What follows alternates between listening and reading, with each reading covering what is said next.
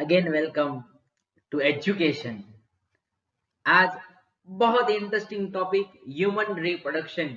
ये ह्यूमन क्या है? ह्यूमन एक मैमल है that can be give birth to the young one.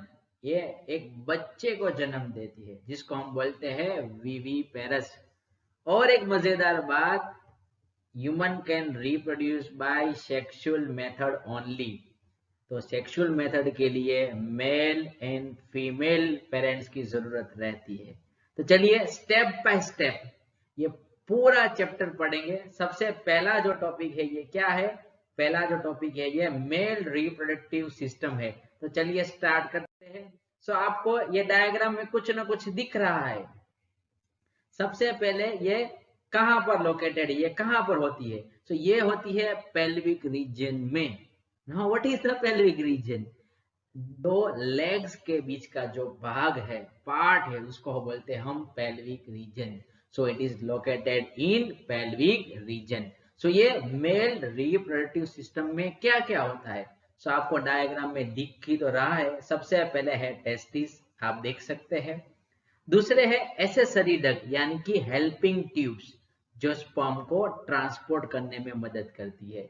वो है vas deferens, ureter, ejaculatory duct आप देख सकते हैं, यूरेथ्रा। ये सब जो है वो एसेसरी डक्ट है यानी कि ये हेल्पिंग ट्यूब है जो स्पर्म को ट्रांसपोर्ट करने में मदद करते हैं। उसके बाद है ग्लैंड्स। ग्लैंड्स का काम क्या है? ग्लैंड्स का काम है प्रोड्यूस करना, सिक्रीट करना। तो यहाँ पर दो ग्लैंड्स शो की है। एक आप देख सकते हैं सेमिनल वेसिकल, दूसरे आप देख सकते हैं प्रोस्टेट ग्लैंड, और तीसरी एक और है जो हम आगे देखेंगे। तो चलिए आज का हमारा ये एनर्जेटिक सेशन स्टार्ट करते हैं। एक चार्ट मैंने यहाँ पर शो किया है, आप देख सकते हैं। इस चार्ट में मैंने दो कैटेगरी की है, ठीक है। Male reproduction has two categories, एक है ऑर्गन की कैटेगरी, दूसरी है ग्लैंड्स की कैटेगरी। ये ऑर्गन में भी और दो है, एक है प्राइमरी ऑर्गन, दूसरे है एसेसरी ऑर्गन। ये दोनों रिप्रोडक्शन के लिए रिस्पॉन्सिबल है, लेकिन एक प्राइमरी है। प्राइमरी जो होता है वो कुछ ना कुछ प्रोड्यूस करता है, जिसके बगैर रिप्रोडक्टिव सिस्टम काम नहीं करती। वो है टेस्टिस, ये प्राइमरी रिप्रोडक्टिव ऑर्गन है। दूसरे है हेल्पिंग ऑर्गन जिसको बोलते हैं स्पर्म, डक एंड पेनिस। ये एसेसरी रिप्रोडक्टिव ऑर्गन है यानी कि ये हेल्पिंग है, ये कुछ प्रोड्यूस नहीं करते हैं, ठीक है। दूसरी बात glands, seminal vesicle, prostate and Cowper's gland. ये कॉपर्स ग्लैंड का एक और नाम है जो हम आगे पढ़ने वाले हैं। तो चलिए हमारा ये सबसे पहला प्राइमरी ऑर्गन जो है वो टेस्टिस, ये स्टार्ट करते हैं। Testis, one pair of testes is present in male reproductive system. ये कहां पर है? ये है एब्डोमिनल कैविटी के बाहर की साइड। ये आप लाइन रेड कलर की देख सकते हैं, ये एब्डोमिनल है, ये एब्डोमन है, जिसके बाहर की साइड जो है वो टेस्टिस है, जो मैं यहाँ पे सर्कल करके शो कर रहा हूं, आप देख सकते हैं। ये है टेस्टिस, और ये एक पाउच के अंदर है जिसका नाम है स्क्रोटम। बहुत मजेदार बात आज करनी है। ये स्क्रोटम अभी क्या है? ये स्क्रोटम जो है वो लो टेम्परेचर मेंटेन करता है। अरे बाबा, ये लो टेम्परेचर अभी कहां से आया? यू नो वेरी वेल, हमारे बॉडी का टेम्परेचर हाई है यानी कि 37 डिग्री का है, ठीक है, अप्रोक्स 37 डिग्री सेल्सियस है। जो इस टेम्परेचर को 37 डिग्री में टेस्टिस स्पर्मेटोजेनेसिस नहीं कर पाएगा, यानी कि स्पर्म प्रोड्यूस नहीं होगी। इसके लिए उसको लो टेम्परेचर की जरूरत रहती है, इसलिए ये स्क्रोटम जो है ये इसको लो टेम्परेचर प्रोवाइड करता है। कितना लो टेम्परेचर है? 2 to 2.5 डिग्री सेल्सियस। और इसमें से क्या स्पर्मेटोजेनेसिस की प्रोसेस होगी, यानी कि टेस्टिस जो है वो स्पर्म प्रोड्यूस कर सकेगी। इस प्रोसेस को बोलेंगे हम स्पर्मेटोजेनेसिस। ये शेप क्या है? ये शेप जो है वो ओवल शेप है, यहाँ पे देख सकते हैं आप, ओवल यानी कि एग शेप, ओके। और ये टेस्टिस की length 4 to 5 centimetre, with 2 to 3 centimetre है। और एक वेरी इंटरेस्टिंग बात, यहाँ से हमारा लाइव सेशन, यहाँ पे से कंसंट्रेशन वाला सेशन स्टार्ट होता है। तो हर एक टेस्टिस के अंदर अबाउट 250 कंपार्टमेंट है। इस कंपार्टमेंट को हम बोलेंगे टेस्टिक्युलर लोब्यूल। टेस्टिक्युलर लोब्यूल, ठीक है, याद रखना, टेस्टिक्युलर लोब्यूल जो टेस्टिस के अंदर है। चलो मैं आपको शो कर देता हूँ। तो आप देख सकते हैं ये है पूरा टेस्टिस, और उसके अंदर आप येलो कलर के जो आप लोब्यूल्स देखते हो, ये क्या है, ये सब जो है वो कंपार्टमेंट है टेस्टिस के अंदर, जिसको हम बोलेंगे टेस्टिक्युलर लोब्यूल। ठीक है, हर एक लोब्यूल के अंदर ये एक लोब्यूल, चलो मैं यहाँ पे हाईलाइट कर देता हूँ, आप देख लीजिए, ये एक लोब्यूल, हर एक लोब्यूल के अंदर 1 to 3, 1 से 3 तक हाईली कॉल्ड ट्यूब्स है, जिसका नाम है सेमिनिफेरस ट्यूब्यूल। याद रखना, टेस्टिस में कंपार्टमेंट का नाम टेस्टिक्युलर लोब्यूल्स, हर एक लोब्यूल्स के अंदर सेमिनिफेरस ट्यूब्यूल्स है, जिसका काम है स्पर्म प्रोड्यूस करना। तो ये मैंने यहाँ पर सेमिनिफेरस ट्यूब्यूल का डायग्राम शो किया है, आप देख सकते हैं। तो चलिए अभी पढ़ेंगे सेमिनिफेरस ट्यूब्यूल। तो सेमिनिफेरस ट्यूब्यूल में दो पार्ट होते हैं, एक आउटर पार्ट, एक इनर पार्ट। सो आपको पता है ये आउटर पार्ट क्या है? सो आप देख सकते हैं ये बाहर का पार्ट, ये आप देख सकते हैं बाहर की ओर है, इसको बोलेंगे हम outer part. Okay, so outer part of seminiferous tubule it is called interstitial cell. आप यहाँ पे देख सकते हैं, तो मैं यहाँ पर शो भी कर देता हूँ, ये है इंटरस्टिशियल सेल, इसको लेडिक सेल भी बोलते हैं। ओके, इसका काम क्या है, ये सीक्रेट करता है टेस्टिक्युलर हार्मोन, जिसका नाम है एंड्रोजन। ये एंड्रोजन को सीक्रेट करेगा ताकि ये टेस्टोस्टेरोन, एंड्रोजन यानी टेस्टोस्टेरोन है, ओके, जिसकी मदद से स्पर्म प्रोड्यूस हो सके टेस्टिस में। ठीक है, तो ये हार्मोन सीक्रेट करता है, जिसका नाम है एंड्रोजन। चलो अभी इनर की बात करेंगे। ये इनर पार्ट आप देख सकते हैं, यहाँ पर इनर पार्ट जो ब्लैक कलर के आप शो करते हैं, इसमें दो तरह के सेल है। एक का नाम है मेल जर्म सेल, जर्म यानी कि इसमें से आगे जाके डिवीजन होके ये मैच्योर सेल प्रोड्यूस करेगा, जिसका नाम है स्पर्मेटोगोनिया। स्पर्मेटोगोनिया से स्पर्म सेल प्रोड्यूस होगी। तो ये मेल जर्म सेल का नाम है स्पर्मेटोगोनिया। ये दो तरह के, ये एक सेल है मेल जर्म सेल। दूसरा है सर्टोली सेल। सर्टोली सेल यानी कि क्या, आप यहाँ पे देख सकते हैं, ये है सर्टोली सेल।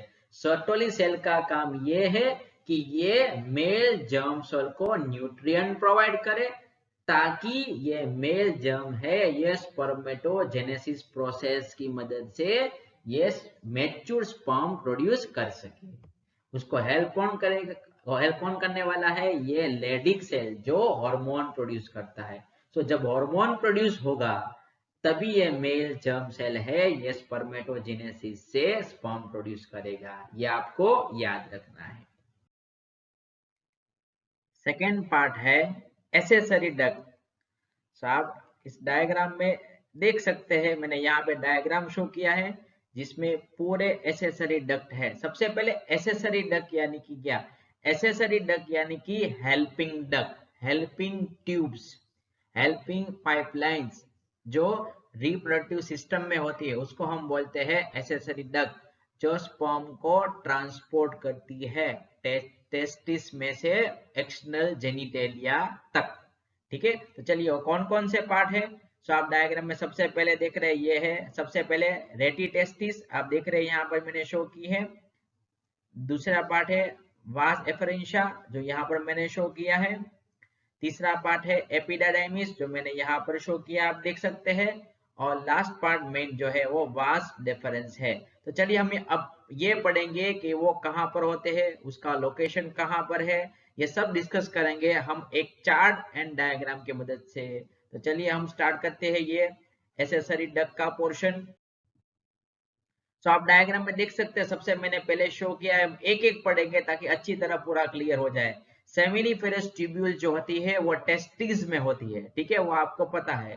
और ये जो ओपन होती है वो वास एफरेंस में ओपन होती है, विद द हेल्प ऑफ रेटी टेस्टिस। तो यहाँ पर आप देख सकते हैं ये है टेस्टिस, और ये जो ओपन होती है ये वाला पार्ट यहाँ पर, इसको बोलेंगे हम वास एफरेंशिया। और ये वास एफरेंशिया जो है वो ओपन होता है एपिडिडाइमिस में। ये एपिडिडाइमिस जो है वो टेस्टिस के पोस्टीरियर रीजन में है, यानी कि टेस्टिस के पीछे है, जिसका काम है स्पर्म को स्टोर करना और आगे ट्रांसपोर्ट करना। ठीक है, ये एपिडाइमिस जो है वो ओपन होती है वास डेफरेंस में। सो ये आप यहाँ पर देख सकते हैं, ये लाइनिंग ब्लू कलर की, ये एपिडाइमिस ओपन होती है वास डेफरेंस में, जो मैंने यहाँ पर हाईलाइट किया है। ये वास डिफरेंशिया जो है वो यूरिनरी ब्लैडर के पीछे होता है और ये इजेक्युलेटरी डक्ट से कनेक्ट होता है। यहाँ पर आप देख सकते हैं ये है इजेक्युलेटरी डक्ट और ये इससे कनेक्ट है। ये वास डिफरेंस ओपन होता है इजेक्युलेटरी डक्ट में। सो आप यहाँ पर क्लियरली देख सकते हैं। और फाइनली ये इजेक्युलेटरी डक्ट जो है वो आगे जाके आप देख सकते हैं रेड कलर की लाइनिंग, जिसको हम बोलते हैं यूरेथ्रा। सो इजेक्युलेटरी डक्ट जो है वो आगे ओपन होता है यूरेथ्रा में। सो मैं यहाँ पे कुछ मजेदार बात आपको शो करने वाला हूँ जो यहाँ पर इंडिकेट नहीं की गई है, तो आप पूरे ध्यान से देखना क्या मजेदार बात है। तो मैं यहाँ पे ये मजेदार बात आपको बता दूं कि यहाँ पर आप देख सकते हैं ये है वास डेफरेंस। ये वास डेफरेंस में एक सेमिनल वेसिकल का डक्ट और ये इजेक्युलेटरी डक्ट, ये दोनों डक्ट जो होते हैं आगे ज्वाइंट होते हैं और ये दोनों जो है वो आगे जाके यूरेथ्रा में ओपन होने वाले हैं। सो ये आपको याद रखना है, ये आपको की पॉइंट्स में सब नोट कर लेना है। तो चलिए आगे बढ़ते हैं। मैंने यहाँ पर पूरा ये शो किया है, वो मैं पढ़ने वाला नहीं हूँ, मैं डायरेक्टली आता हूँ यहाँ पर फोर्थ पॉइंट में। आप 1 2 3 वो हमने डिस्कस कर लिया है। सो आप यहाँ पे देख सकते हैं मैंने शो किया है कि वास डिफरेंस में सेमिनल वेसिकल का डक्ट ज्वाइंट होता है और ये फाइनली यूरेथ्रा में ओपन होता है, इजेक्युलेटरी डक्ट भी ज्वाइन हो जाता है। ठीक है, सो ये इसका काम क्या है? सो ये डक्ट जो है ये काम करते हैं ये जो स्टोर होता है स्पर्म उसको आगे ट्रांसपोर्ट करने में मदद करता है और ये फाइनली यूरेथ्रा तक पहुंच जाता है। और यूरेथ्रा में आपको पता है क्या है, एक्सटेंड, यूरेथ्रा जो है वो एक्सटेंड होता है with the help of penis, और ये पेनिस जो है ये ओपनिंग में खुलता है जिसका नाम है यूरेथ्रल मेटस। ठीक है, सो ये आपको याद रखने। सो हमने क्या डिस्कस किया, सिंपली बता दूं, सबसे पहले सेमिनिफेरस ट्यूब्यूल जो ओपन होती है वास एफरेंशिया में, वास एफरेंशिया ओपन होती है एपिडाइडेमिस में, एपिडाइडेमिस ओपन होती है वास डेफरेंस में, वास डेफरेंस में डक्ट है सेमिनल वेसिकल का डक्ट जो ओपन होता है यूरेथ्रा में with the help of ejaculatory duct के साथ ज्वाइंट होके, और ये यूरेथ्रा है वो कहाँ से आते हैं, यूरिनरी ब्लैडर से कनेक्ट होके यूरेथ्रा होता है और यूरेथ्रा में एक्सटेंड पेनिस होता है जो ओपन होता है यूरेथ्रल मीटस में।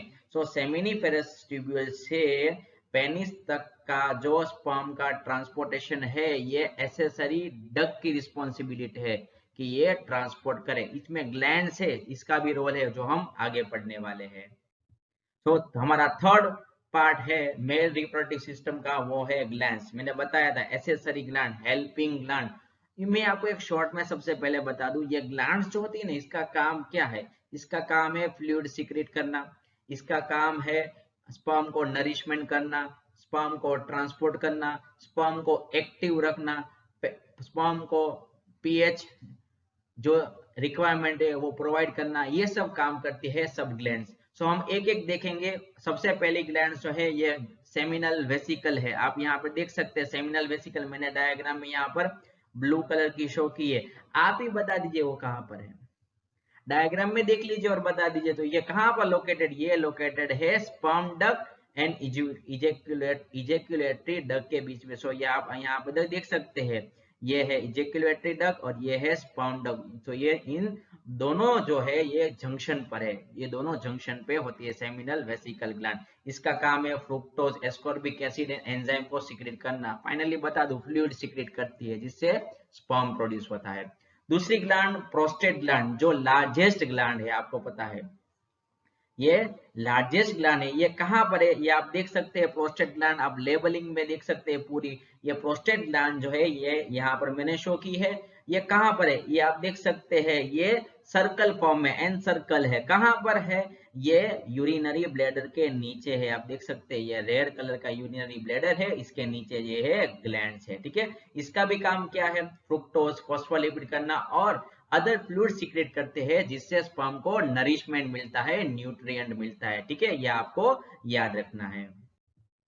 तीसरी बात, बल्बो यूरेथ्रल ग्लैंड यानी कि कॉपर्स ग्लैंड, वो कहाँ पर है, सो आप देख सकते हैं यहाँ पर ये ग्लैंड है जो जंक्शन में इजेकुलेटरी डक्ट और यूरेथ्रा के बीच में, आप देख सकते हैं ये है इजेकुलेटरी डक्ट और ये है यूरेथ्रा, इसके बीच में एक जंक्शन में है कॉपर्स ग्लैंड, ठीक है। इसका काम है म्यूकस सीक्रेट करना, जो पीएच की सीमेंट को मेंटेन करता है, एंड यूरिन जो पास होता है, मैंने बताया था आपको यूरिन एंड स्पर्म दोनों का ट्रांसपोर्ट का रास्ता एक ही है, एक ही पाइपलाइन है, एक ही डक्ट है, इसलिए यूरिन को न्यूट्रलाइज करता है ताकि ये पीएच मेंटेन कर सके सीमेन की यानी कि स्पर्म के लिए, ठीक है। सो कॉमन मैंने यहाँ पर लिख दिया है अभी कि ये सब ग्लैंड्स जो है इसका काम है नरिशमेंट प्रोवाइड करना, न्यूट्रिएंट प्रोवाइड करना और ट्रांसपोर्ट करना स्पर्म को, ठीक है, ये आपको पूरा याद रखना है। और ये जो लास्ट है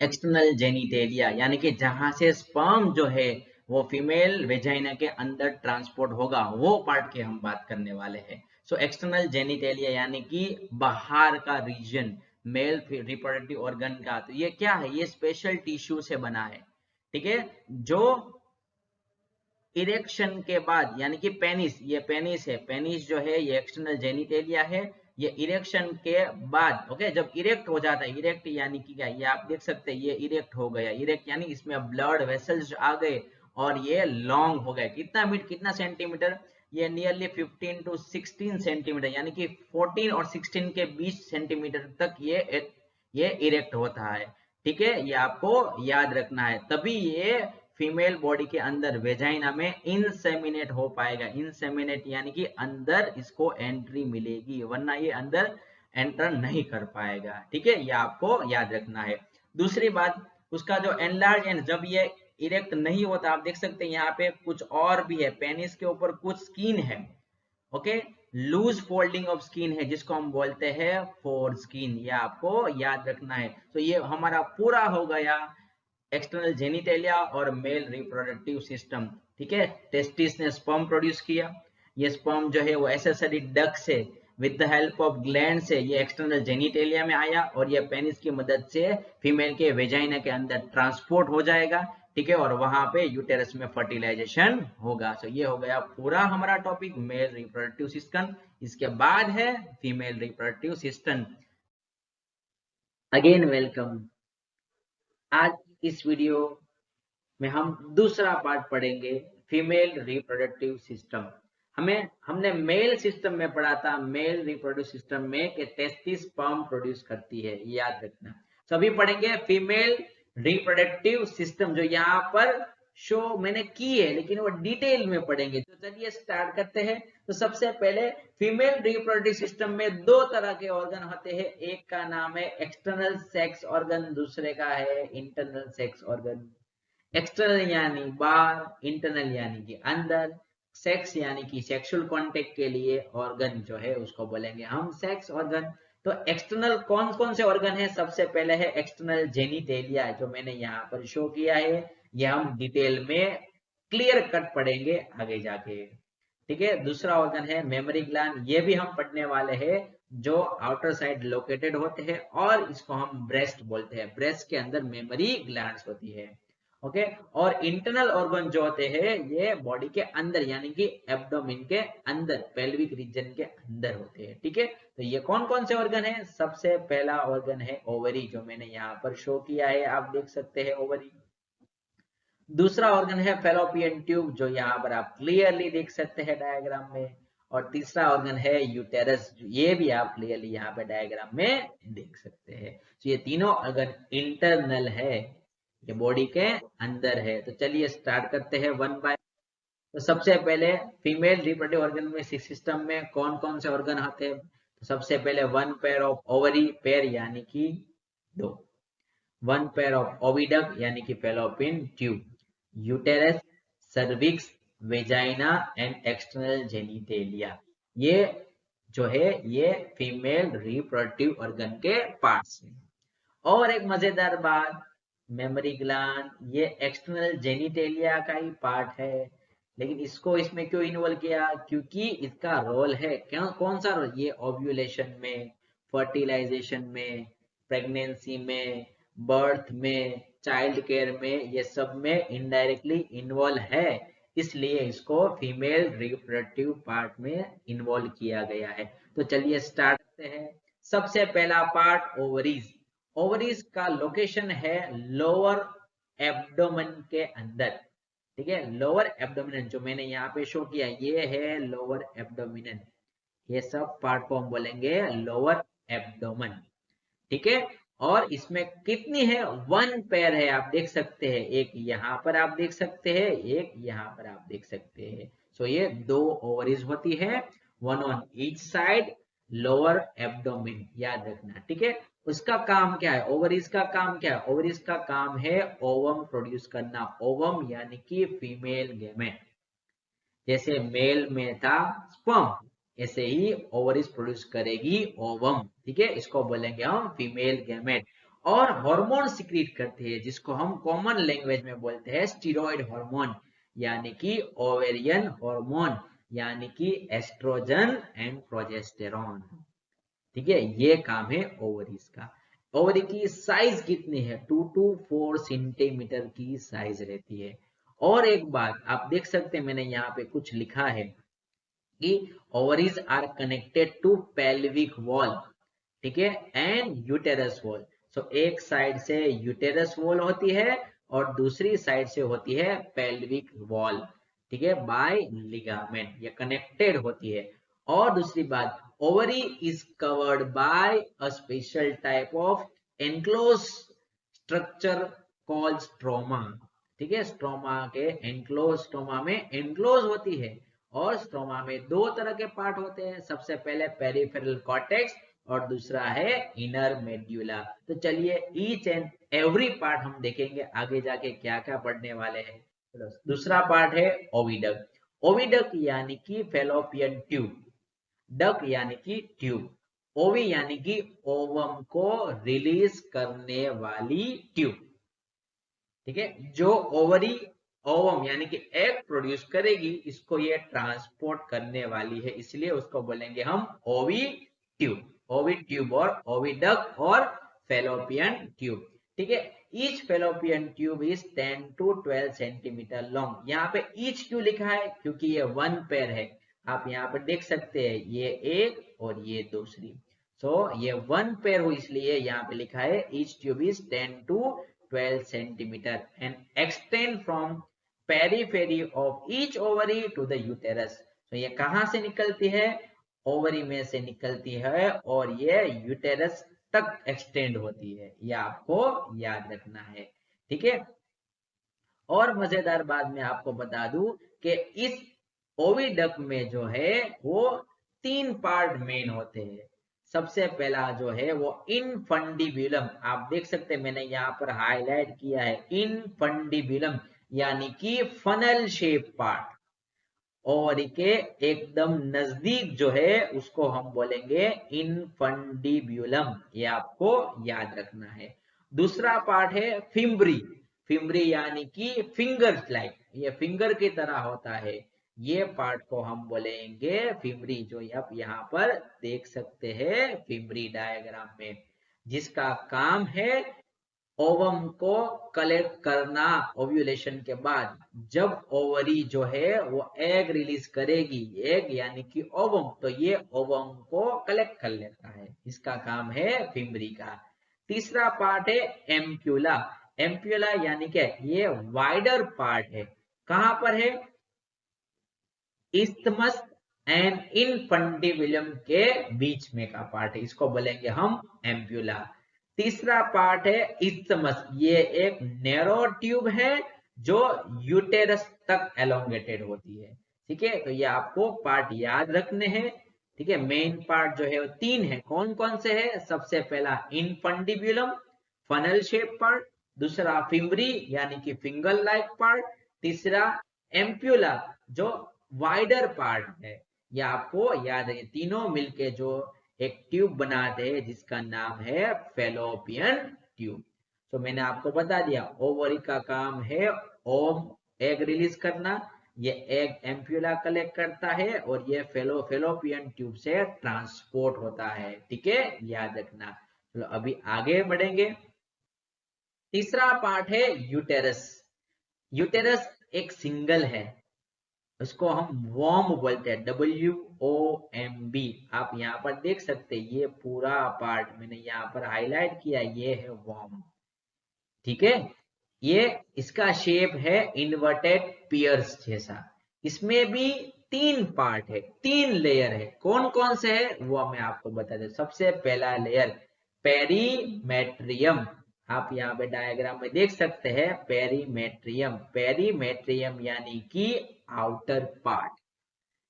ठीक है, एक्सटर्नल पार्ट, एक्सटर्नल लेयर जो मेम्ब्रेन से बना हुआ है, इसलिए उसको हम बोलेंगे मेम्ब्रेनस लेयर, जो यूटेरस का बाहर का पार्ट है।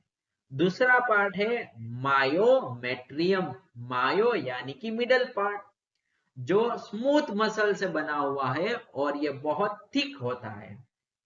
ठीक है, और ये स्ट्रॉन्ग कॉन्ट्रैक्ट होता है जब बेबी की डिलीवरी होती है। सो ये आपको याद रखना है। ये क्यों स्मूथ मसल से बना हुआ है? क्योंकि ये कॉन्ट्रैक्ट करने वाला है जब बेबी की डिलीवरी होगी, जब बेबी बाहर निकलेगी, इसलिए ये कॉन्ट्रैक्ट होता है, इसलिए ये थिक है और स्मूथ मसल से बना है। तीसरा पार्ट है एंडोमेट्रियम। एंडो यानी कि इंटरनल। ठीक है, यूटेरस का सबसे अंदर का पार्ट जिसको हम बोलेंगे एंडोमेट्रियम, जो मेंस्ट्रुएशन चेंज के लिए रिस्पॉन्सिबल है और इसमें ग्लैंड्यूलर लेयर से यानी कि कुछ ग्लैंड्स जो है वो इसके अंदर होती है। और एक बात, ये यूटेरस जो है वो ओपन होती है वेजाइना में। आप यहाँ पे देख सकते हैं, ये हो गई यूटेरस, ये ओपन किस में हुई? वेजाइना में, with the help of cervix. Cervix की मदद से ये वेजाइना में ओपन होती है।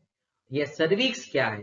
ये जो सर्विक्स जो है ये एक एलोंगेटेड ट्यूब है जो वेजाइना और यूटेरस को कनेक्ट करती है। ये आपको एक याद रखना है, ये कंसेप्ट है यूटेरस का। जो फोर्थ पार्ट है वो है एक्सटर्नल जेनिटेलिया। एक्सटर्नल यानी बाहर का पार्ट, फीमेल रिप्रोडक्टिव सिस्टम के बाहर का पार्ट जिसका नाम है एक्सटर्नल जेनिटेलिया। सो मैंने यहाँ पे डायग्राम में शो किया है, ये देख सकते हैं, ये है पूरी फीमेल रिप्रोडक्टिव सिस्टम, उसमें ये आउटर पार्ट जो है ये है एक्सटर्नल जेनिटेलिया। ठीक है, और इस एक्सटर्नल जेनिटेलिया में कौन कौन से पार्ट होते हैं, चलिए वो भी डिस्कस करते हैं। सबसे पहला पार्ट मॉन्स प्यूबिस। तो मैंने यहाँ पे शो किया है मॉन्स प्यूबिस। ये मॉन्स प्यूबिस एक फैटी टिश्यू का बना हुआ है जिसके ऊपर स्किन होती है और उसके ऊपर हेयर्स होते हैं, इसको हम बोलेंगे मॉन्स प्यूबिस। ये आपको याद रखना है। दूसरा पार्ट है लेबिया मेजोरा। लेबिया मेजोरा का हम बोलते हैं आउटर लेबिया। क्यों बोलते हैं? क्योंकि ये आउटर साइड है, वेजाइना की आउटर साइड में है, इसलिए इसको हम बोलेंगे लेबिया मेजोरा और आउटर लेबिया। इसमें बहुत सारे टिश्यूज होते हैं। उसके बाद है लेबिया माइनोरा यानी कि इनर लेबिया।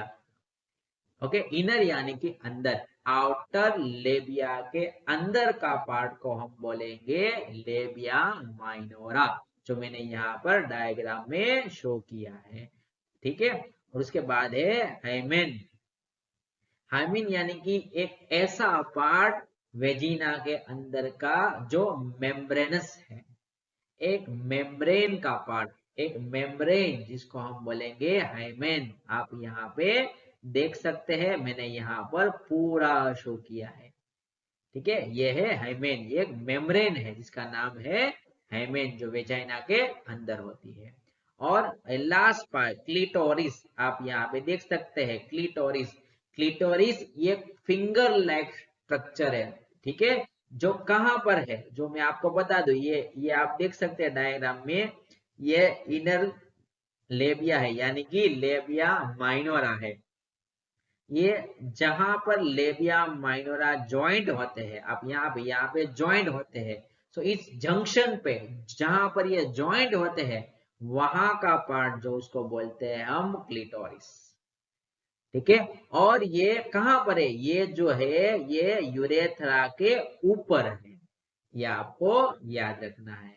ठीक है, तो ये हो गया एक्सटर्नल जेनिटेलिया का पहला पार्ट। ठीक है, ये सब लेयर्स। दूसरा एक्सटर्नल जेनिटेलिया है मेमरी ग्लैंड। ओके, उससे पहले एक और बात बतानी है कि ये हाइमेन जो होती है ये कभी ना कभी टूट जाती है, रप्चर हो जाती है। सबसे पहला रीजन है रप्चर होने का कि जब ये सेक्सुअल कांटेक्ट में आती है, जब पेनिस अंदर ट्रांसपोर्ट होगा, इंसेमिनेट होगा, तभी ये हाइमेन, ये मेम्ब्रेन टूट जाती है। सबसे पहला रीजन ये है। दूसरा और सारे रीजन है जिसका मैं यहाँ पे मैंने पूरा शो कर दिया है, ये आप देख लीजिए कौन कौन से रीजन है। सबसे पहला रीजन है वेजाइनल टेम्पून, यानी कि जो फीमेल टॉयज यूज करते हैं अंदर इंसर्ट, इससे भी ये टूट जाता है। और हॉर्स राइडिंग, साइकिलिंग, वॉकिंग, इससे भी टूट जाता है। तो सिर्फ एक रीजन नहीं है, लेकिन हमारे कम्युनिटी में क्या है, अगर ये हिमेन टूट जाए तो लोग क्या कहते हैं कि ये सेक्सुअल एक्सपीरियंस है, ये सेक्सुअल कांटेक्ट में है, लेकिन ये प्रेजेंस और absence of Hemen is not a reliable indicator for virginity. ये वर्जिनिटी के लिए रिलायबल प्रूफ नहीं है, ये आपको याद रखना है। मैंने यहाँ पर डायग्राम में शो किया है, ये रप्चर्ड है और ये रिपेयर्ड है। ठीक है, ये आपको अच्छी तरह याद रखना है। चलो, तो अभी मेमोरी ग्लैंड। मेमोरी ग्लैंड जो होते हैं वो मेमल्स के हर एक फीमेल बॉडी में होती है। ठीक है, तो मैंने यहाँ पर शो किया है, वन पेयर होती है, आप देख सकते हैं यहाँ पर ब्रेस्ट जिसको हम बोलते हैं। ठीक है, so what is breast? A pair structure contain glandular tissue and fat, जिसमें बहुत सारे टिश्यूज होते हैं और फैट्स होती है। ये आपको याद रखना है, ये पूरा भी हमें पढ़ना है। तो चलिए स्टार्ट करते हैं। तो सबसे पहले मेमोरी लोब्स होते हैं। तो मेमोरी लोब्स क्या है, यहाँ पर आप देख सकते हैं glandular tissue divided into 15 to 20 mammary lobes. तो ये सब ग्लैंडुलर टिश्यूज जो है ये सब डिवाइड होके एक लॉब, एक स्ट्रक्चर जनरेट करते हैं जिसका नाम है मेमोरी लॉब, और जिसमें बहुत सारे सेल्स होते हैं जिसको हम बोलते हैं एल्वियोलाई। ये आपको याद रखना है। ठीक है, मेमोरी ग्लैंड्स में मेमोरी लॉब्स हैं। ओके, हर एक मेमोरी लॉब्स में बहुत सारे सेल्स हैं, उसको हम बोलते हैं एल्वियोलाई। एल्वियोलाई का काम है मिल्क को सीक्रेट करना। जब ये मिल्क को सीक्रेट करता है तो इसको स्टोर भी करना पड़ेगा। तो ये स्टोर किसमें होता है? एक केविटी में, एक जगह में होता है जिसका नाम है ल्यूमन्स। ये आपको याद रखना है। ठीक है, सो ये एल्वियोलाई जो है ये ओपन होता है मेमोरी ट्यूब्स में।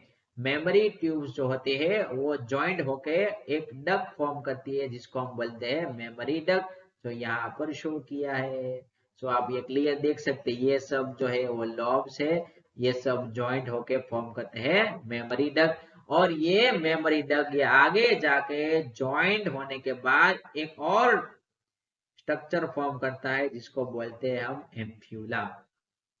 ठीक है, और एम्फ्यूला जो है वो आगे जाके कनेक्ट होगा लेक्टिफेरस डक्ट से, और लेक्टिफेरस ओपन होगा निपल्स में, और वहां से मिल्क जो है वो नया बेबी जो प्रोड्यूस होगा उसको फीडिंग के लिए ये मिल्क प्रोवाइड करेगा मेमोरी ग्लैंड।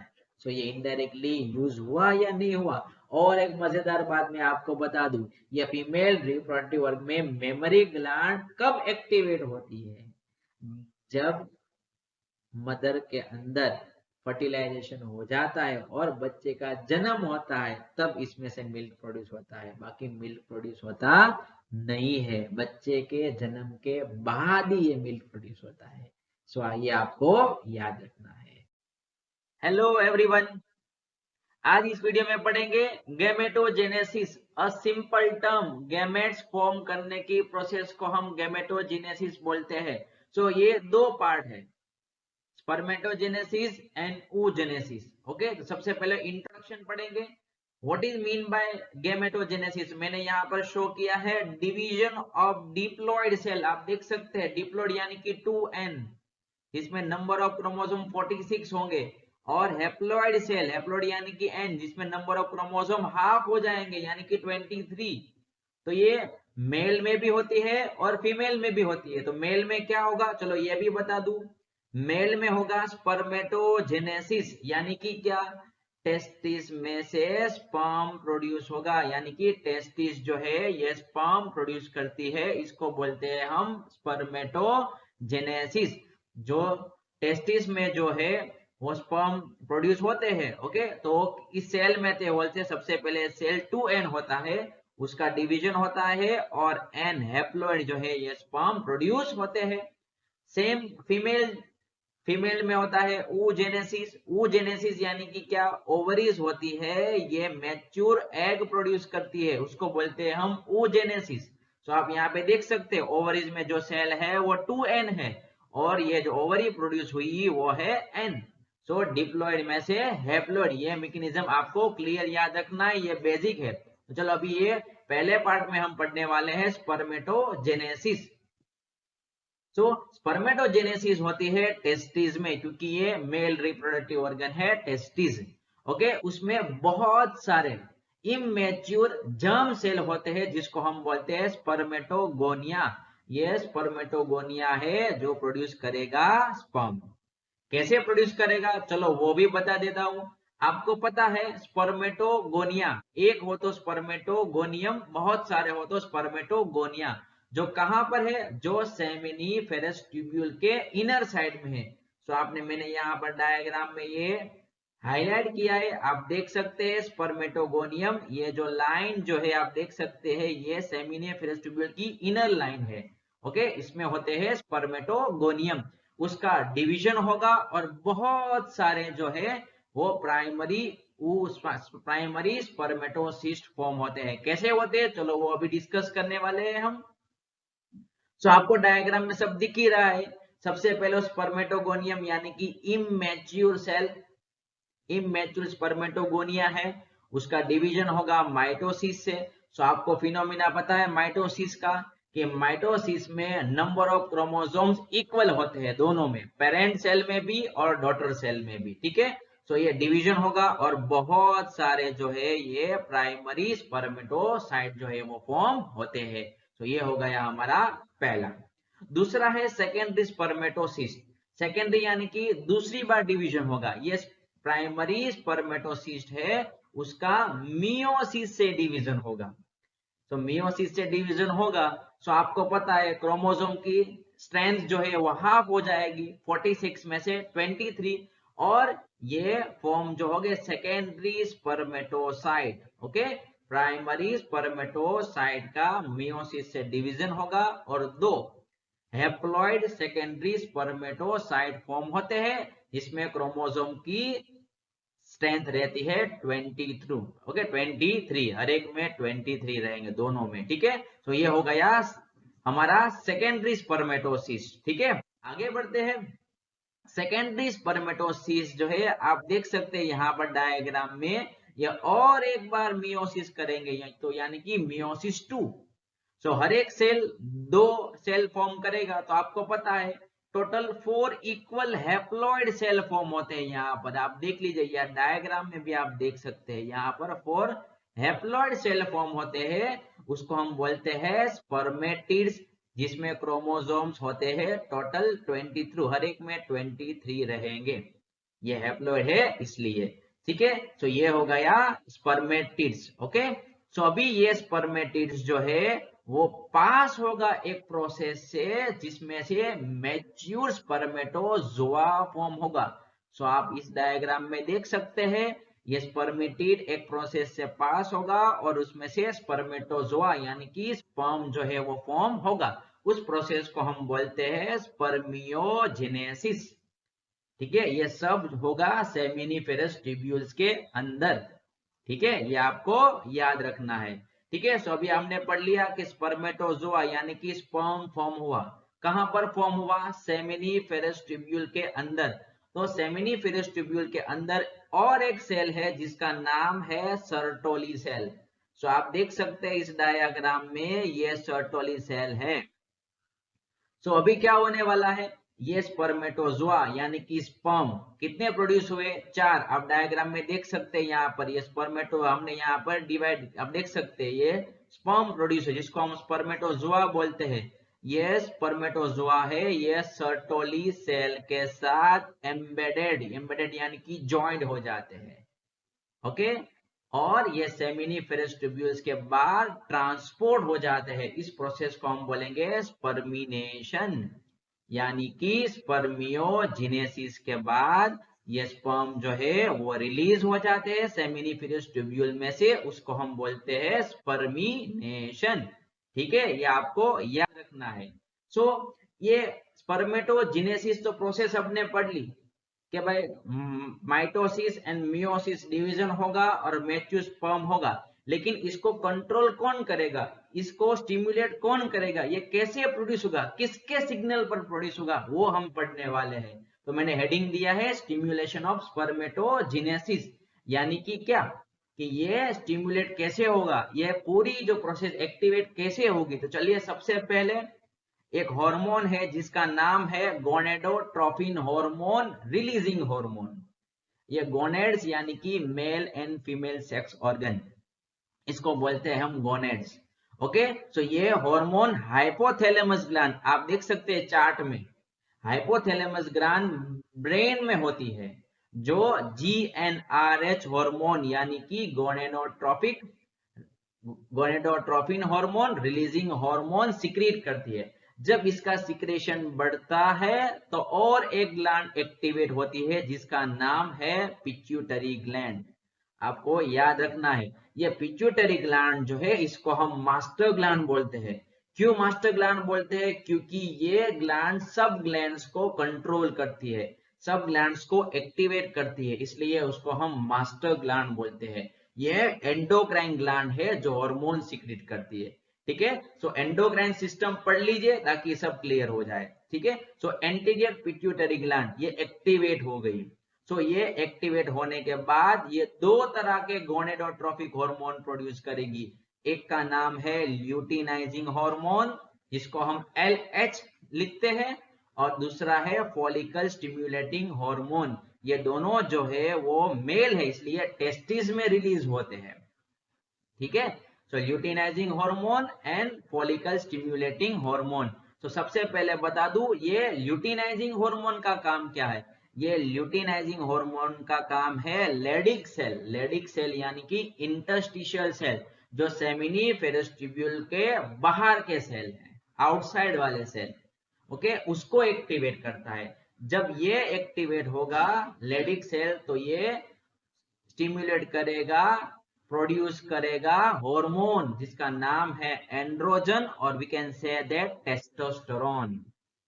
ठीक है, तो अब आपने यहाँ पर क्लियर हो गया कि ल्यूटिनाइजिंग हार्मोन एंटीरियर पिट्यूटरी ने सीक्रेट किया, लेडिक सेल को एक्टिवेट किया जिसने एंड्रोजन को प्रोड्यूस किया, और ये एंड्रोजन ये टेस्टोस्टेरोन जो है ये स्पर्मेनोजेनेसिस की प्रोसेस को आगे बढ़ाएगा, और ये स्पर्मेटोजेनेसिस प्रोसेस को प्रोसीड करेगा, यानी कि स्पर्म प्रोड्यूस करेगा। दूसरा हार्मोन है फॉलिकल स्टिम्युलेटिंग हार्मोन, ये एक्टिवेट करेगा सर्टोली सेल को। सर्टोली सेल कहां पर है, सर्टोली सेल है सेमिनिफेरस ट्यूब्यूल्स के अंदर। इसका कुछ खास रोल नहीं है स्पर्मेटोजेनेसिस में, लेकिन ये माना जाता है कि ये कुछ फैक्टर्स जो इन्वॉल्व होते हैं स्पर्मेटोजेनेसिस में, इसमें ये मदद करता है। ठीक है, सो यहाँ पे क्लियर हो गया आपको कि ये हार्मोन जो है ये रिस्पॉन्सिबल है स्पर्मेटोजेनेसिस के लिए, और जब ये हार्मोन पूरी तरह स्पर्मेटोजेनेसिस प्रोसेस कंप्लीट कर देंगे तभी यही हार्मोन जो है ये पूरी प्रोसेस को इनहिबिट करते हैं। ठीक है, जिसको हम बोलते हैं इनहिबिशन, लेकिन प्रोसेस कंप्लीट होने के बाद। ठीक है, तो ये हो गया हमारा पूरा स्पर्मेटोजेनेसिस जिसमें क्या प्रोड्यूस हुआ, स्पर्म प्रोड्यूस हुआ। तो चलिए देखते हैं स्ट्रक्चर ऑफ स्पर्म क्या है। तो आपको पता है कि स्पर्म जिसमें 3 लेयर है, 3 रीजन है। सबसे पहला रीजन हेड, दूसरा रीजन मिडल पीस और तीसरा रीजन जो है उसको टेल बोलते हैं। ठीक है, और आप देख सकते हैं यहाँ पर ये पूरा जो अब पूरा स्पर्म का लेयर है उसके ऊपर एक प्लाज्मा मेम्ब्रेन है। ठीक है, ये आपको याद रखना है। दूसरी बात कि स्पर्म जो होते हैं वो हेड के रीजन से एलोंगेटेड होता है। आप देख सकते हैं कप लाइक स्ट्रक्चर है, उस स्ट्रक्चर को हम बोलते हैं एक्रोसोम। सो ये आपको याद रखना है, ये मेन पार्ट है स्पर्म का जो फर्टिलाइजेशन के लिए रिस्पॉन्सिबल है। ठीक है, तो कैप लाइक स्ट्रक्चर क्या है, एक्रोसोम है। तो चलिए पढ़ते हैं अभी ये एक्रोसोम का काम क्या है। ठीक है, चलो। तो ये एक्रोसोम जो है उसमें प्रोटियोलाइटिक एंजाइम होते हैं। प्रोटियोलाइटिक एंजाइम यानी कि जो प्रोटीन को डिग्रेड करते हैं। किसको डिग्रेड करेंगे, ये जो ओवम है ना, ओवम, ओवम का एक लेयर है प्रोटीनियस लेयर, ये उसको डिग्रेड करने वाला है जो हम आगे जाके पढ़ने वाले हैं फर्टिलाइजेशन में। ठीक है, तो ये कौन कौन से हार्मोन है, उसका नाम है हायालुरोनिडेज एंड एक्रोसिन। ये दोनों लेयर, ये दोनों एंजाइम है जो एक्रोसोम में है। ये दोनों जो है ये प्रोटियोलाइटिक एंजाइम है, ये ओवम के लेयर को डिग्रेड करते हैं और ओवम को फर्टिलाइज करने में मदद करते हैं। ठीक है, ये हो गया हमारा एक्रोसोम। दूसरा पार्ट क्या है, मिडल पीस है। मिडल पीस में बहुत सारे माइटोकॉन्ड्रिया यानी कि ऑर्गेनेल है। Okay, mitochondria is also called powerhouse of cell. Okay, power house of cell है तो एनर्जी प्रोड्यूस करेगा। ये एनर्जी जो है ये उसको स्विमिंग करने में, ओके, मोटिलिटी परफॉर्म करने में, मूवमेंट करने में स्पर्म को मदद करती है। ठीक है, इसलिए इसमें माइटोकॉन्ड्रिया है। और एक मजेदार बात बता दूं, जब मेल, ह्यूमन मेल जो है वो इजेक्ट करता है, यानी कि जब पॉपुलेशन होगा, जब सेक्सुअल कांटेक्ट में मेल एंड फीमेल आएंगे तभी स्पर्म रिलीज होंगे। कितने स्पर्म रिलीज होते हैं, 200 to 300 मिलियन स्पर्म रिलीज होते हैं।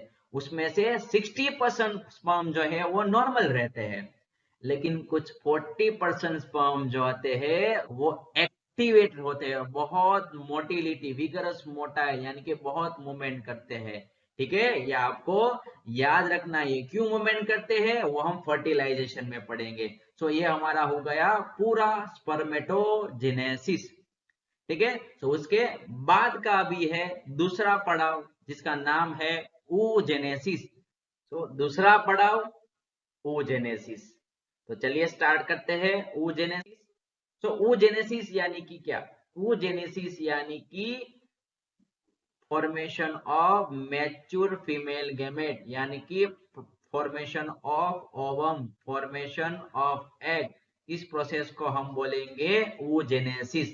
तो ये oogenesis जो है वो कहां पर होने वाली है, ये होने वाली है ओवरीज के आउटर मोस्ट लेयर में होने वाली है।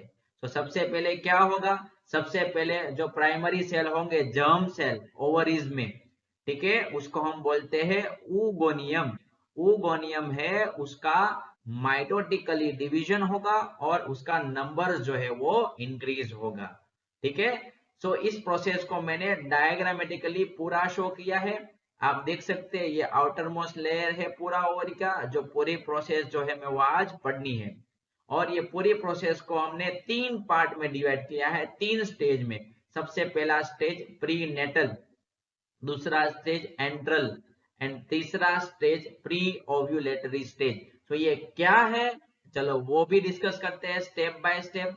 वेरी इंटरेस्टिंग टॉपिक, ओके, बहुत आसान और बहुत लॉजिक वाला नहीं है, इंफॉर्मेटिव है। ठीक है, बट प्रैक्टिकल है। तो सबसे पहला प्री नेटल स्टेज। तो प्री नेटल स्टेज में क्या होता है, सबसे पहले ये देखिए, ये है oogoनियम। oogoनियम सेल है, ओके, जिसमें क्रोमोसोम 46 है, उसका माइटोसिस से डिवीजन होगा और बहुत सारे जो है वो oogoनियम प्रोड्यूस होते हैं। और ये oogoनियम जो है वो ग्रोथ होगा और उसमें से फॉर्म होगा प्राइमरी oocyst। मैंने यहाँ पे ग्रोथ क्यों लिखा, क्योंकि ये डॉटर oogoनियम सेल है, ये प्रोफेज मियोटिकली डिवाइड होंगे और ये प्रोफेज में रुक जाएंगे। प्रोफेज के आगे की प्रोसेस, आगे के स्टेज में ये एनाफेज, मेटाफेज, टेलोफेज, ये जो है वो आगे डिवीजन नहीं होगा, यहाँ पे वो रुक जाते हैं, इसलिए मैंने यहाँ पे लिखा है प्राइमरी oocyst। तो ये डिवीजन स्टार्ट हुआ मियोटिकली प्रोफेज 1 में, और ये सेल जो है वो टेम्पररी अरेस्ट हो गए स्टेज में, इसलिए उसको बोलते हैं हम प्राइमरी oocyst, जो कहां पर होने वाला है, outermost layer of the ovaries में होने वाला है। ये डायग्राम हम नेक्स्ट स्लाइड में पढ़ेंगे। ठीक है, तो आपको याद रखना है प्राइमरी oocyst फॉर्म हुआ। ठीक है, याद रखना है। तो इस प्राइमरी oocyst जो है उसके ऊपर आप देख सकते हैं, मान लीजिए ये जो है ये प्राइमरी oocyst है। ठीक है, ये आपको याद है, ये प्राइमरी oocyst आप देख लिया, रेड कलर का मैंने हाईलाइट किया, ये प्राइमरी oocyst फॉर्म हुआ। ठीक है, उसके ऊपर एक लेयर फॉर्म होगा, इसलिए उसको बोलते हैं प्राइमरी फॉलिकल। प्राइमरी oocyst था, उसमें एक लेयर फॉर्म हुआ, इसलिए उसका नाम क्या हुआ, प्राइमरी फॉलिकल। किसका लेयर, ये ग्रेन्युलोजा का लेयर जो है ये फॉर्म हुआ। ठीक है, ये आपको याद रखना है। सो अभी और ये प्राइमरी फॉलिकल फॉर्म हो गया, जिसमें क्या है, प्राइमरी oocyst है, आपको याद रखना है। तो ये प्राइमरी फॉलिकल के ऊपर एक दूसरा लेयर और एक दूसरी कैविटी फॉर्म होगी, जिसको हम बोलते हैं सेकेंडरी फॉलिकल।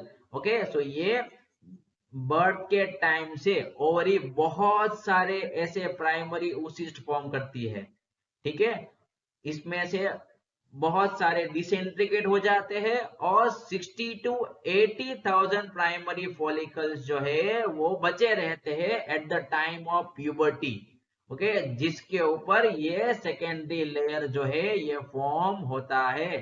ठीक है, जिसमें क्या है, जिसमें एक कैविटी है, ये आपको याद रखना है। ठीक है, तो सेकेंडरी फॉलिकल में एक थेका है, थेका यानी कि कैविटी, और ग्रेन्युलोजा सेल का एक लेयर है।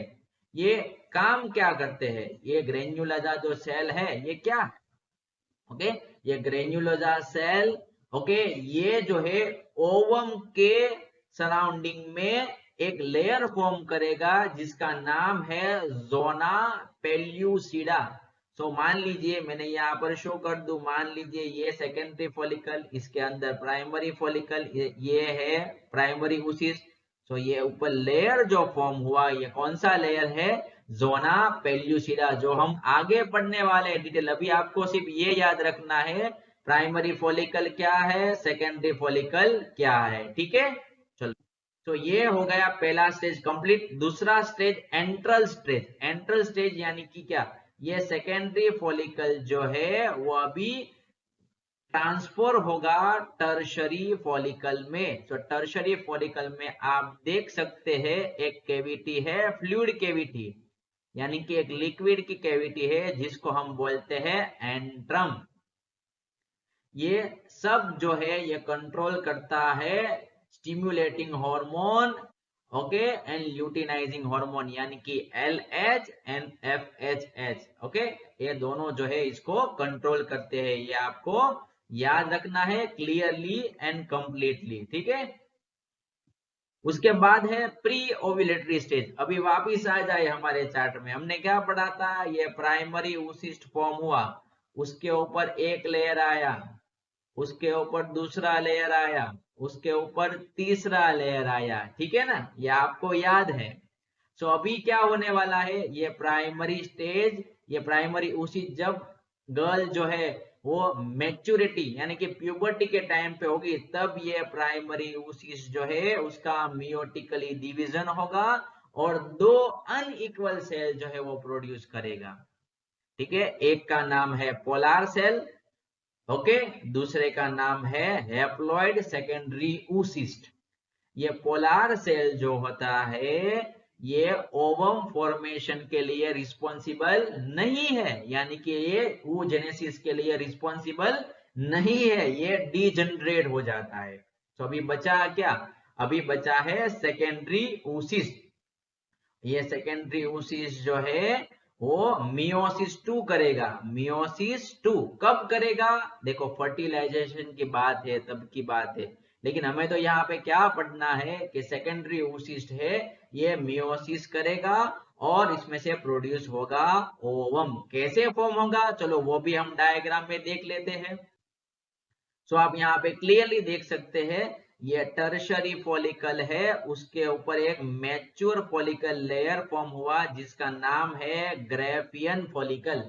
ये ग्रेफियन फॉलिकल जो है ये क्या करता है, ये प्राइमरी oocyst में से सेकेंडरी oocyst फॉर्म करता है और ये सेकेंडरी oocyst जो है ये मैच्योर ओवम के फॉर्म में जो है वो रिलीज हो जाता है। इस प्रोसेस को हम बोलते हैं ओव्यूलेशन। ठीक है, तो ये पूरा क्लियर है आपको कि oogenesis यानी कि क्या, oogenesis यानी कि जो प्राइमरी oocyst है उसमें से सेकेंडरी oocyst में से मैच्योर ओवा प्रोड्यूस करना, इसको बोलते हैं हम oogenesis। तो ये हमारा पूरा टॉपिक क्लियर हो गया, gametogenesis. Thank you for watching this video. Share करना भूलिएगा मत। मैंने मेरा काम कर दिया है, आपको अपना काम ये करना है। हेलो एवरीवन, आज का सेशन बहुत ही इंफॉर्मेटिव, बहुत ही इंटरेस्टिंग। ठीक है, तो चलिए स्टार्ट करते हैं। मेंस्ट्रुअल साइकिल बहुत ही इंपॉर्टेंट है, बहुत ही अवेयरनेस की जरूरत है स्पेशली गर्ल्स के लिए। तो चलिए स्टार्ट करते हैं मेंस्ट्रुअल साइकिल।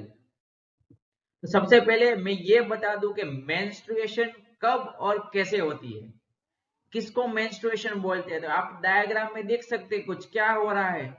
तो ये मैं आपको बता दूं कि जब एंडोमेट्रियल यानी कि यूटेरस की अंदर की लाइनिंग जो है वो ब्लड वेसल से फिल हो जाती है, तब ये लाइनिंग जो है ये ब्लड के फॉर्म में सर्विक्स में से, वेजाइना में से बाहर निकलती है, जिसको हम बोलते हैं मेंस्ट्रुएशन।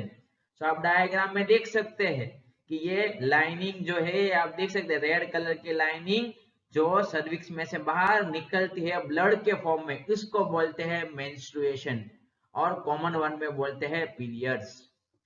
तो ये कैसे फॉर्म होती है, क्या होता है, बहुत सारे आपके जहन में सवाल है स्पेशली गर्ल्स के लिए। गर्ल्स जो है ये बहुत सेंसिटिव होती है, लेकिन इसके डरने से कोई जरूरत नहीं है, ये पूरी कंप्लीट नेचुरल प्रोसेस है, ये होनी ही चाहिए गर्ल्स में। ठीक है, सो कोई डरने की जरूरत नहीं है, सिर्फ अवेयरनेस की जरूरत है, नॉलेज की जरूरत है, जो मैं आज आपको प्रोवाइड करने वाला हूं।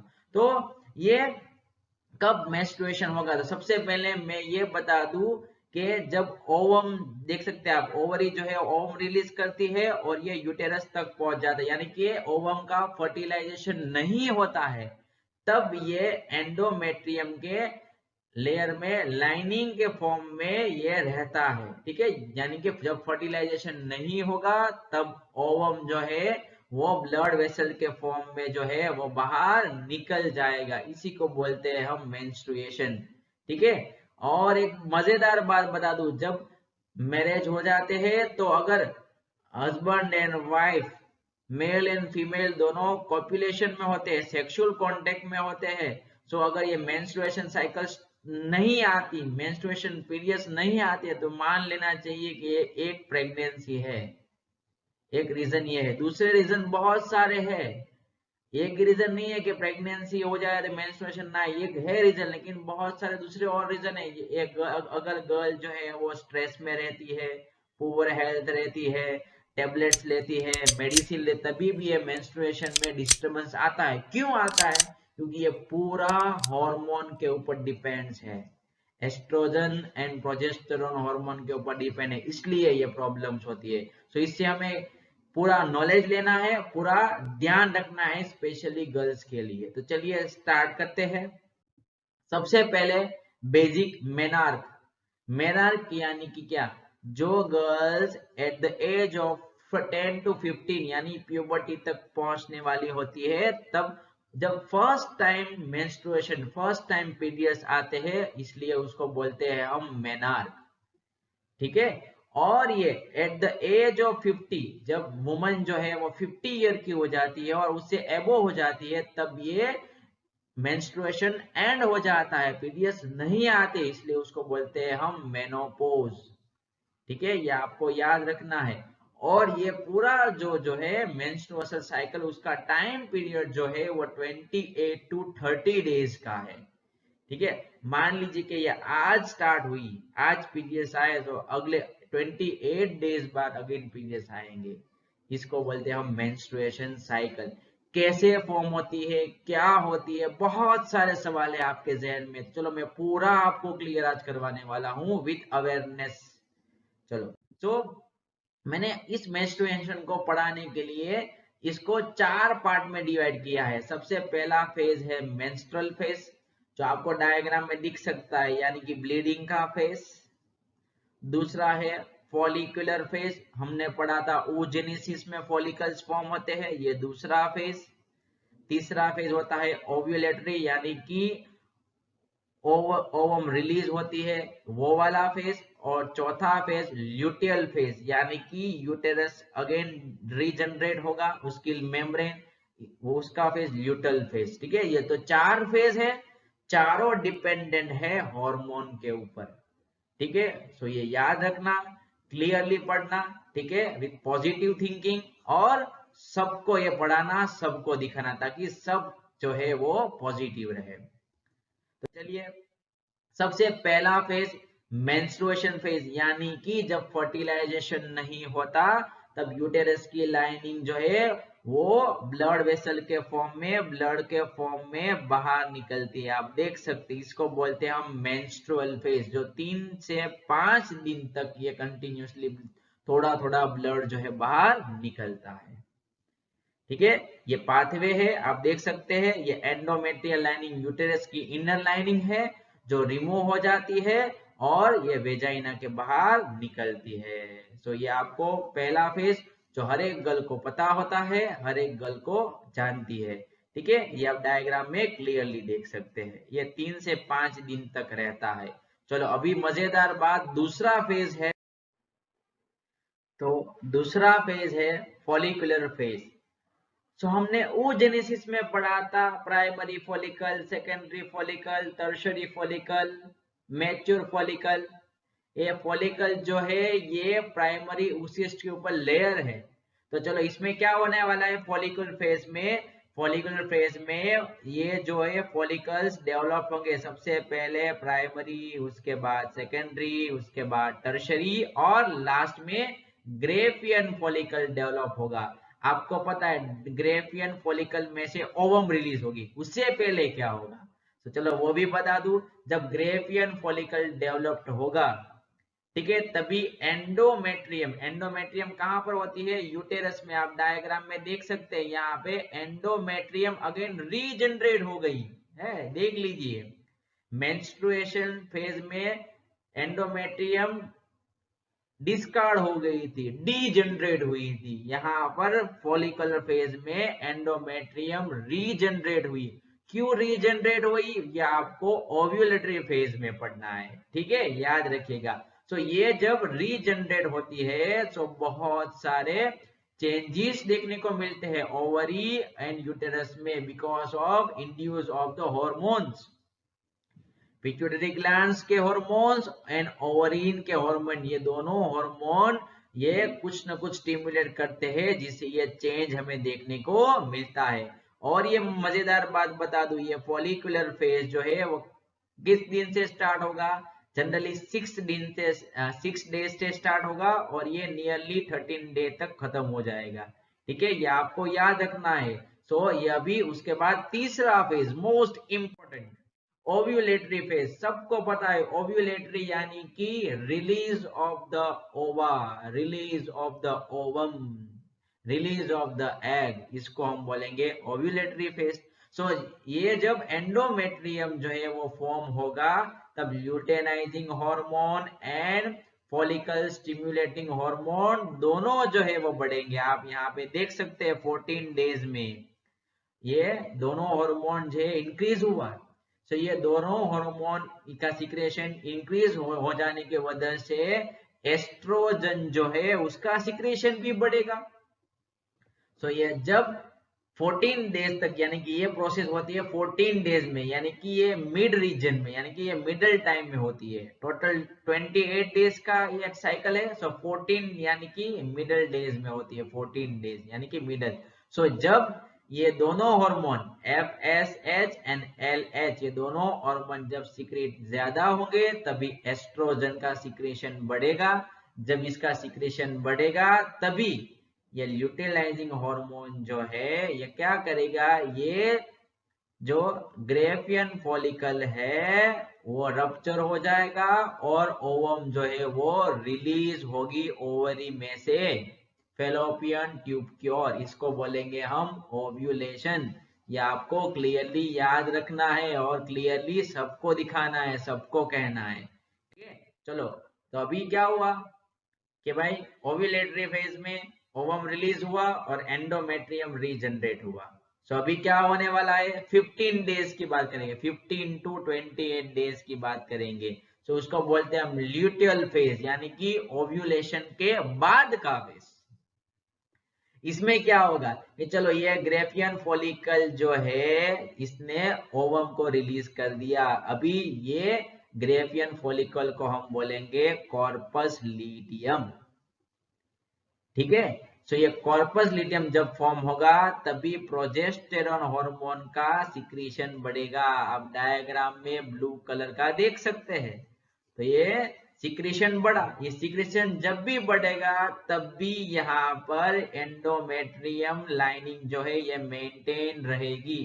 रीजनरेट तो हो गई थी लेकिन अभी ये मेंटेन करेगा। क्यों मेंटेन करेगा, क्योंकि ओवम रिलीज हो गई है फेलोपियन ट्यूब में और जब स्पर्म अंदर एंटर होगा तो फर्टिलाइजेशन हो जाएगा।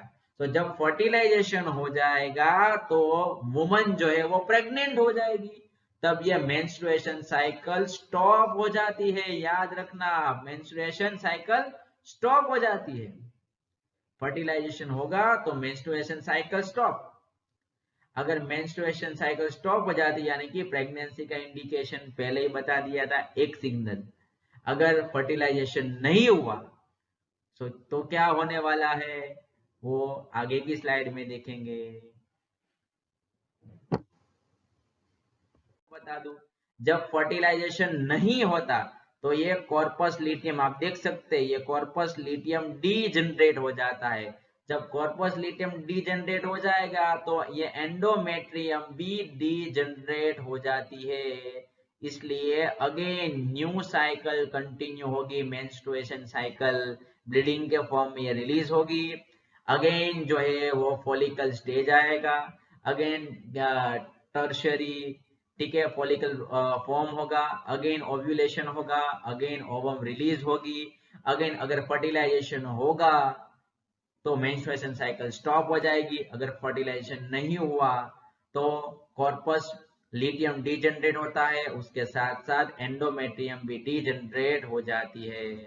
ठीक है, सो ये पीरियड्स जो है ये आने की ये साइकिल है, ये क्लियरली शो करता है कि रिप्रोडक्शन के लिए कितनी जो है ये कैपेसिटी है, ये रिप्रोडक्शन की साइकिल कंटिन्यू चल रही है या नहीं चल रही है, ये शो करता है मेंस्ट्रुएशन साइकिल।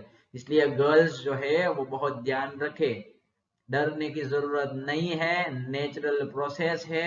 हर एक महीने ये आपको टैकल करना है। उसके लिए आपको क्या ध्यान रखना है, आपको अपना ध्यान रखना है, आपको पॉजिटिव रहना है, आपका इसका एजुकेशन लेना है जो आपने ले लिया है, नॉलेज सबको शेयर करनी है और ये पीरियड्स जो आते हैं उसको एक्सपीरियंस करना है और उसको पॉजिटिवली लेना है और लोगों के साथ अच्छी अच्छी बात करके सबको अवेयर करना है, ये करना है। और ध्यान क्या रखना है, जब ये मेंस्ट्रुएशन आ जाए तो आपको सैनिटरी नैपकिन का यूज करना है, सैनिटरी पैड्स उसको बोलते हैं, मेंस्ट्रुएशन कप भी बोलते हैं, जो भी अवेलेबल है उसका यूज करना है। और जब भी ये फुल हो जाए तो उसको निकाल के रिप्लेस करना है और अंडर गारमेंट को प्रॉपरली वॉश करना है, अपने को क्लीन रखना है, डेली बाथ लेनी है। ठीक है, और एक बात, सैनिटरी पैड को प्रॉपरली डिस्कार्ड करना है और आपकी जो भी पसंदीदा एक्टिविटी है वो आपको करना है। टेंशन लेने की कोई जरूरत नहीं है।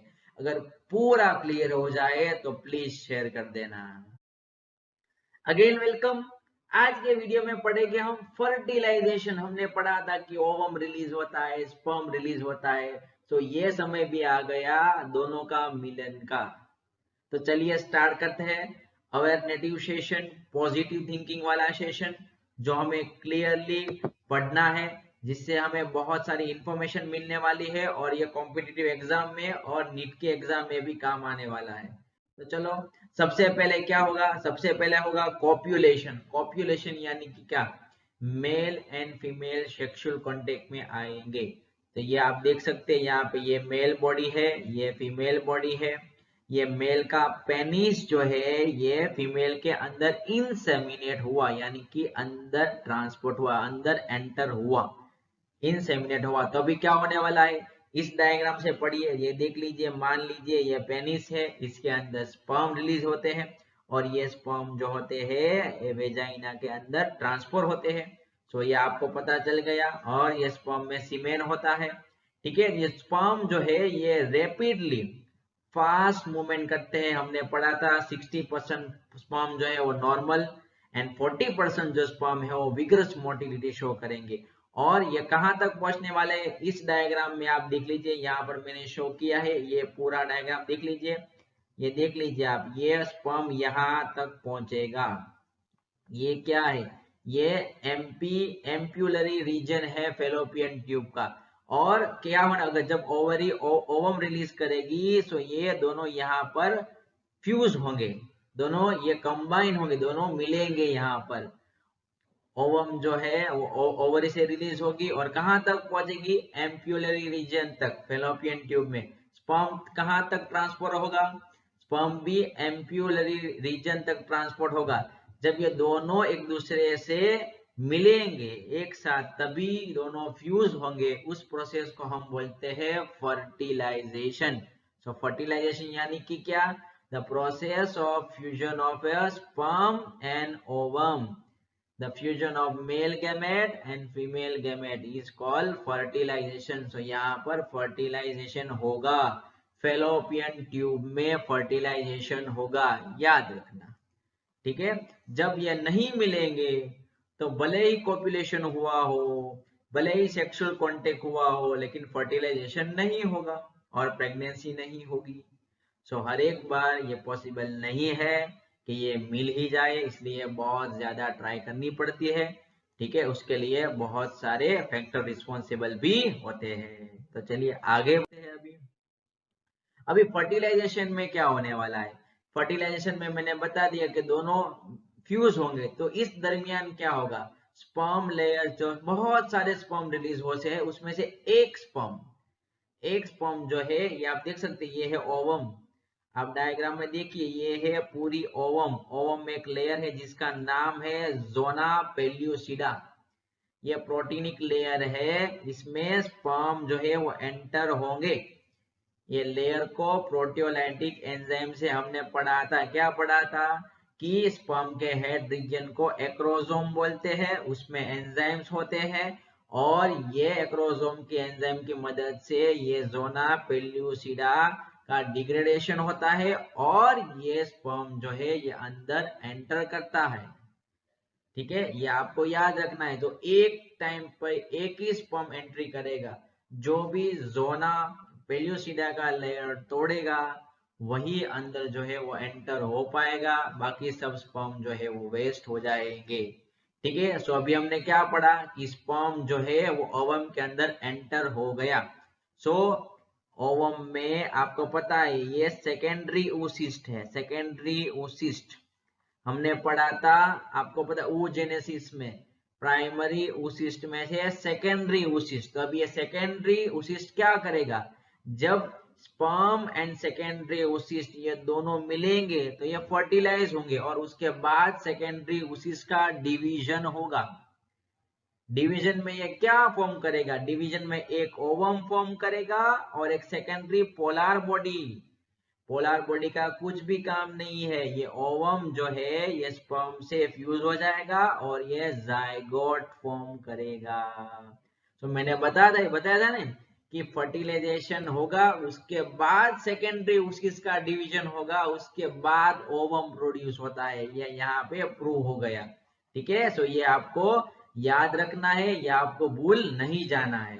ठीक है, सो ये हो गया फर्टिलाइजेशन। और एक मजेदार बात बता दूं एक्स्ट्रा पॉइंट के तौर पर, कार्योगेमी। आपको पता है कि स्पर्म है जिसमें हेड रीजन है, जिसमें मिडल रीजन है, जिसमें टेल रीजन है।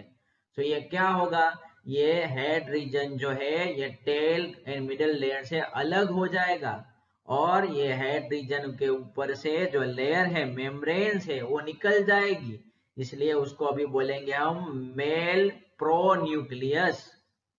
वैसे ही ओवम में होगा, ओवम में भी जो है वो ऊपर का लेयर जो है वो निकल जाएगा, इसलिए ओवम को भी बोलेंगे हम फीमेल प्रो न्यूक्लियाई।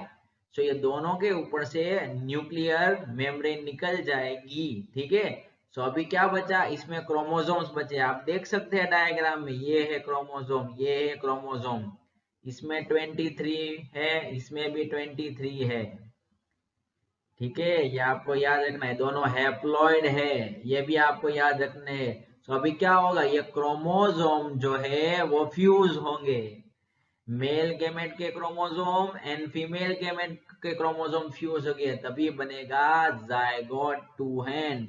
तो यहाँ पे मैंने क्या आपको एक्सप्लेन किया, यहाँ पे मैंने डिटेल में ये एक्सप्लेन किया कि ये क्रोमोसोम का फ्यूजन हुआ, इसलिए इसको बोलते हैं हम कार्योगेमी। ये आपको याद रखना है। और इस प्रोसेस से फॉर्म होता है जायगोट। ये फर्टिलाइजेशन प्रोसेस यहाँ पे कंप्लीट हो गया। तो यहाँ पे 2 एंड जायगोट जो है वो फॉर्म हुआ। कहां पर हुआ, फेलोपियन ट्यूब में हुआ। ये आपको याद रखना है। चलो, तो अभी जायगोट फॉर्म हुआ, कैसे पता चलेगा कि ये जायगोट में से बेबी बॉय या बेबी गर्ल का बर्थ होगा। तो इसके लिए अभी मैं आपको बता दूं कि हर एक सेल में टोटल 46 पेयर ऑफ 46 क्रोमोसोम होते हैं, यानी कि 23 पेयर, जिसमें से 22 पेयर्स यानी कि 44 जो है उसको हम बोलते हैं ऑटोजोम्स। ऑटोजोम्स के माना है ये दोनों में सेम होते हैं, जो मॉर्फोलॉजिकल कैरेक्टर के लिए रिस्पॉन्सिबल है। एक पेयर के क्रोमोसोम है, एक पेयर यानी कि 2, इसको बोलते हैं सेक्स क्रोमोसोम। सेक्स क्रोमोसोम यानी कि ये सेक्स को डिटरमाइन करेगा, ये मेल एंड फीमेल को डिटरमाइन करेगा, ये बेबी बॉय बेबी गर्ल को डिटरमाइन करेगा, इसलिए उसको हम सेक्स क्रोमोसोम बोलते हैं। जो मेल में XY है, फीमेल में XX है। मेल में स्पर्म के अंदर होते हैं और फीमेल में एग के अंदर होते हैं, ओवम के अंदर होते हैं। तो मेल में X एंड Y है तो ये हेटेरोजाइगस है, फीमेल में XX है तो ये होमोजाइगस हुई है। ठीक है, चलो अभी जब कॉपुलेशन होगा तो फादर का XY, मदर का XX, इन दोनों में से एक क्रोमोसोम की, चलो एक क्रोमोसोम है हैप्लॉइड, हैप्लॉइड क्रोमोसोम फादर में से, हैप्लॉइड क्रोमोसोम मदर में से, दोनों फ्यूज होंगे और जाइगोट होंगे। तो कौन सा क्रोमोसोम फ्यूज होगा, ये पॉसिबिलिटी कितनी है, चलो मैं आपको ये बता देता हूँ। मान लीजिए कि XY में से X क्रोमोसोम जो है वो फीमेल के X क्रोमोसोम के साथ फ्यूज हुआ, तो क्या बना, डॉटर बनी XX। ठीक है, अगर Y क्रोमोसोम जो है वो एग को फर्टिलाइज करेगा तो क्या फॉर्म होगा, XY फॉर्म होगा। ठीक है, तो यहाँ पे 50% पॉसिबिलिटी है बेबी बॉय की या बेबी गर्ल की। ठीक है, आपको ये याद रखना है, वेरी सिंपल है। If sperm containing X chromosome fertilizes the egg, then it become female, daughter.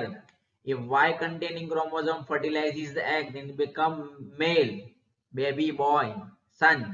Is it clear. तो यहाँ पे और मजेदार बात बता दूं, जो कम्युनिटी में जो है एक बहुत गलत फहमी है कि mother is responsible for giving birth to the baby boy और baby girl. No, Y chromosome किसके पास है, वाई क्रोमोसोम जो है वो मेल के पास है। So male is responsible for giving birth to the, determining birth to the baby boy. Baby boy को जन्म देने के लिए स्पर्म में जो वाई क्रोमोसोम है वो रिस्पॉन्सिबल है, मदर का कोई रोल नहीं है इसमें। So please don't blame it, इसलिए मैंने बोला ये अवेयरनेटिव सेशन है। क्या लिखा, scientifically it is correct to say that the sex of the baby is determined by the father, क्योंकि फादर के पास वाई एंड एक्स दोनों है, इसके ऊपर डिपेंड रहता है। मदर के पास तो एक्स ही है, okay, not by the mother. ये आपको पूरा याद रखना है और लोगों को गलत फहमियां दूर करनी है। चलो सही है, फर्टिलाइजेशन हो गया, जायगोट फॉर्म हो गया, ठीक है। तो अभी जायगोट जो है इसका माइटोटिकली डिवीजन होगा और ये इस्थमस यानी कि ये ओविडक्ट की ओर बढ़ेगा, फेलोपियन ट्यूब की ओर आगे बढ़ेगा, ठीक है। तो सबसे पहले क्या होगा, सबसे पहले एक क्लीवेज फॉर्म होगा, यानी कि सेल का डिवीजन होगा। सबसे पहले एक में से 2 सेल, 2 में से 4, 4 में से 8, 8 में से 16, ये माइटोटिकली डिवाइड होंगे। आप यहाँ पर देख सकते हैं डायग्राम में, ये देख लीजिए आप, ये है फर्स्ट क्लीवेज यानी कि फर्स्ट डिवीजन स्टार्ट हुआ, ये 2 सेल डिवाइड हुआ, 2 सेल, ये 4 सेल वाला स्टेज, ये 8 सेल वाला स्टेज, ये आगे जाके 16 स्टेज वाला सेट, ये फॉर्म उसको हम बोलते हैं ब्लास्टोमर्स, ठीक है। अभी इसका नाम क्या हो गया, ब्लास्टोमर्स, जाइगोट से हो गया ब्लास्टोमर्स, ब्लास्टोमियर्स। सो ये बहुत सारे ब्लास्टोमियर्स जब फॉर्म हो गए, कितने, 8 to 16 ब्लास्टोमियर जब फॉर्म होंगे उसको हम बोलते हैं मोर्यूला, जो मैंने यहाँ पर डायग्राम में शो किया है, मोर्यूला आप देख लीजिए। 8 to 16 ब्लास्टोमर जो फॉर्म हुए उसको हम बोलते हैं मोर्यूला। ये मोर्यूला अगेन डिवाइड होगा और उसका कन्वर्जन होगा ब्लास्टोसिस में। तो आप देख सकते हैं ये वाला, ये ब्लास्टोसिस में कन्वर्ट हो गया। ये रैपिडली डिवीजन ही है, कुछ और नहीं है। लेकिन एक बात आपने नोट की कि ये देख लीजिए, ये फर्टिलाइजेशन के बाद इसका पाथ क्या है, ये ओविडक्ट से, फेलोपियन ट्यूब से यूटेरस की ओर बढ़ने लगा, ये मैजिक बात है। तो आप देख लीजिए, ये ब्लास्टोसिस्ट है वो यूटेरस की वॉल तरफ बढ़ने लगा है, ये मैजिक बात, ये पढ़नी है। कितने दिन लगते हैं इसको 6 से 9 दिन लगते हैं यहाँ तक पहुंचने के लिए। तो जब जायगोट फॉर्म हो जाता है तो उसके बाद 9 दिन के 9 या 10 दिन के अंदर ये यूटेरस की ओर पहुंच जाएगा, ठीक है। सो ये ब्लास्टोसिस फॉर्म हुआ, कहां पर ये मूवमेंट करता है, यूटेरस की ओर, ये आपको याद रखना है। चलो मैंने यहाँ पे ये शो कर दिया, ये ब्लास्टोसिस्ट है जिसके अंदर ब्लास्टोमियर है, ओके। उसका ऊपर का लेयर फॉर्म होगा जिसको हम बोलते हैं ट्रोपोप्लास्ट, और इनर, ये ट्रोपोप्लास्ट इनर से कनेक्ट होगा इनर सेल मास से, ठीक है। सो ये पूरा ट्रोपोप्लास्ट जो है ये यूटेरस की वॉल, यूटेरस की अंदर की वॉल का नाम क्या है, एंडोमेट्रियम है, उसके साथ अटैच हो जाएगा। अभी इसको बोलेंगे हम एम्ब्रियो। अगेन ये डिवाइड होगा जिससे एम्ब्रियो जो है ये फॉर्म होगा, ठीक है। सो ये आपको पूरा याद रखना है।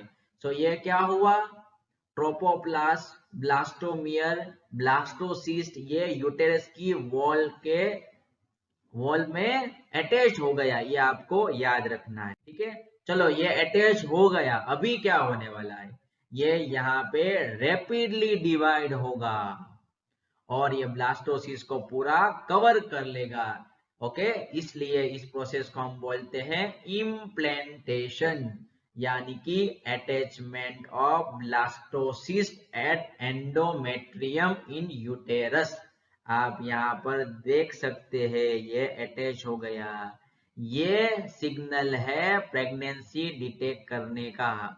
जब डॉक्टर चेक करते हैं तो ये चेक करते हैं कि ये यूटेरस की वॉल पर एम्ब्रियो अटैच हो गया है, इम्प्लांटेशन हो गया है, ये डॉक्टर चेक करते हैं। सो ये इंडिकेशन है प्रेगनेंसी का, ठीक है। सो ये ब्लास्टोसिस यानी कि एम्ब्रियो, अभी हम बोलेंगे एम्ब्रियो क्योंकि बहुत सारा डिवीजन होगा और एम्ब्रियो फॉर्म हो जाएगा।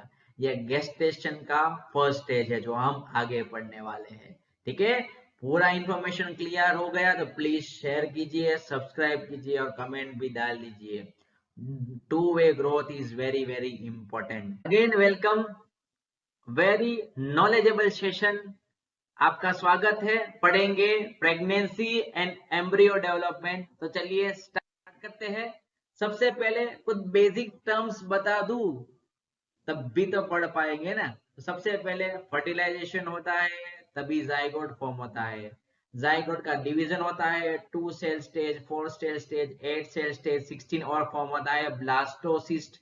ओके, उसमें से फॉर्म होता है ब्लास्टोमियर। उसके ऊपर लेयर आता है ट्रोपोप्लास्ट। ये ट्रोपोप्लास्ट का लेयर जो है वो यूटेरिन वॉल में यानी कि एंडोमेट्रियम में एम्बेडेड हो जाता है। इस प्रोसेस को हम बोलते हैं इम्प्लांटेशन।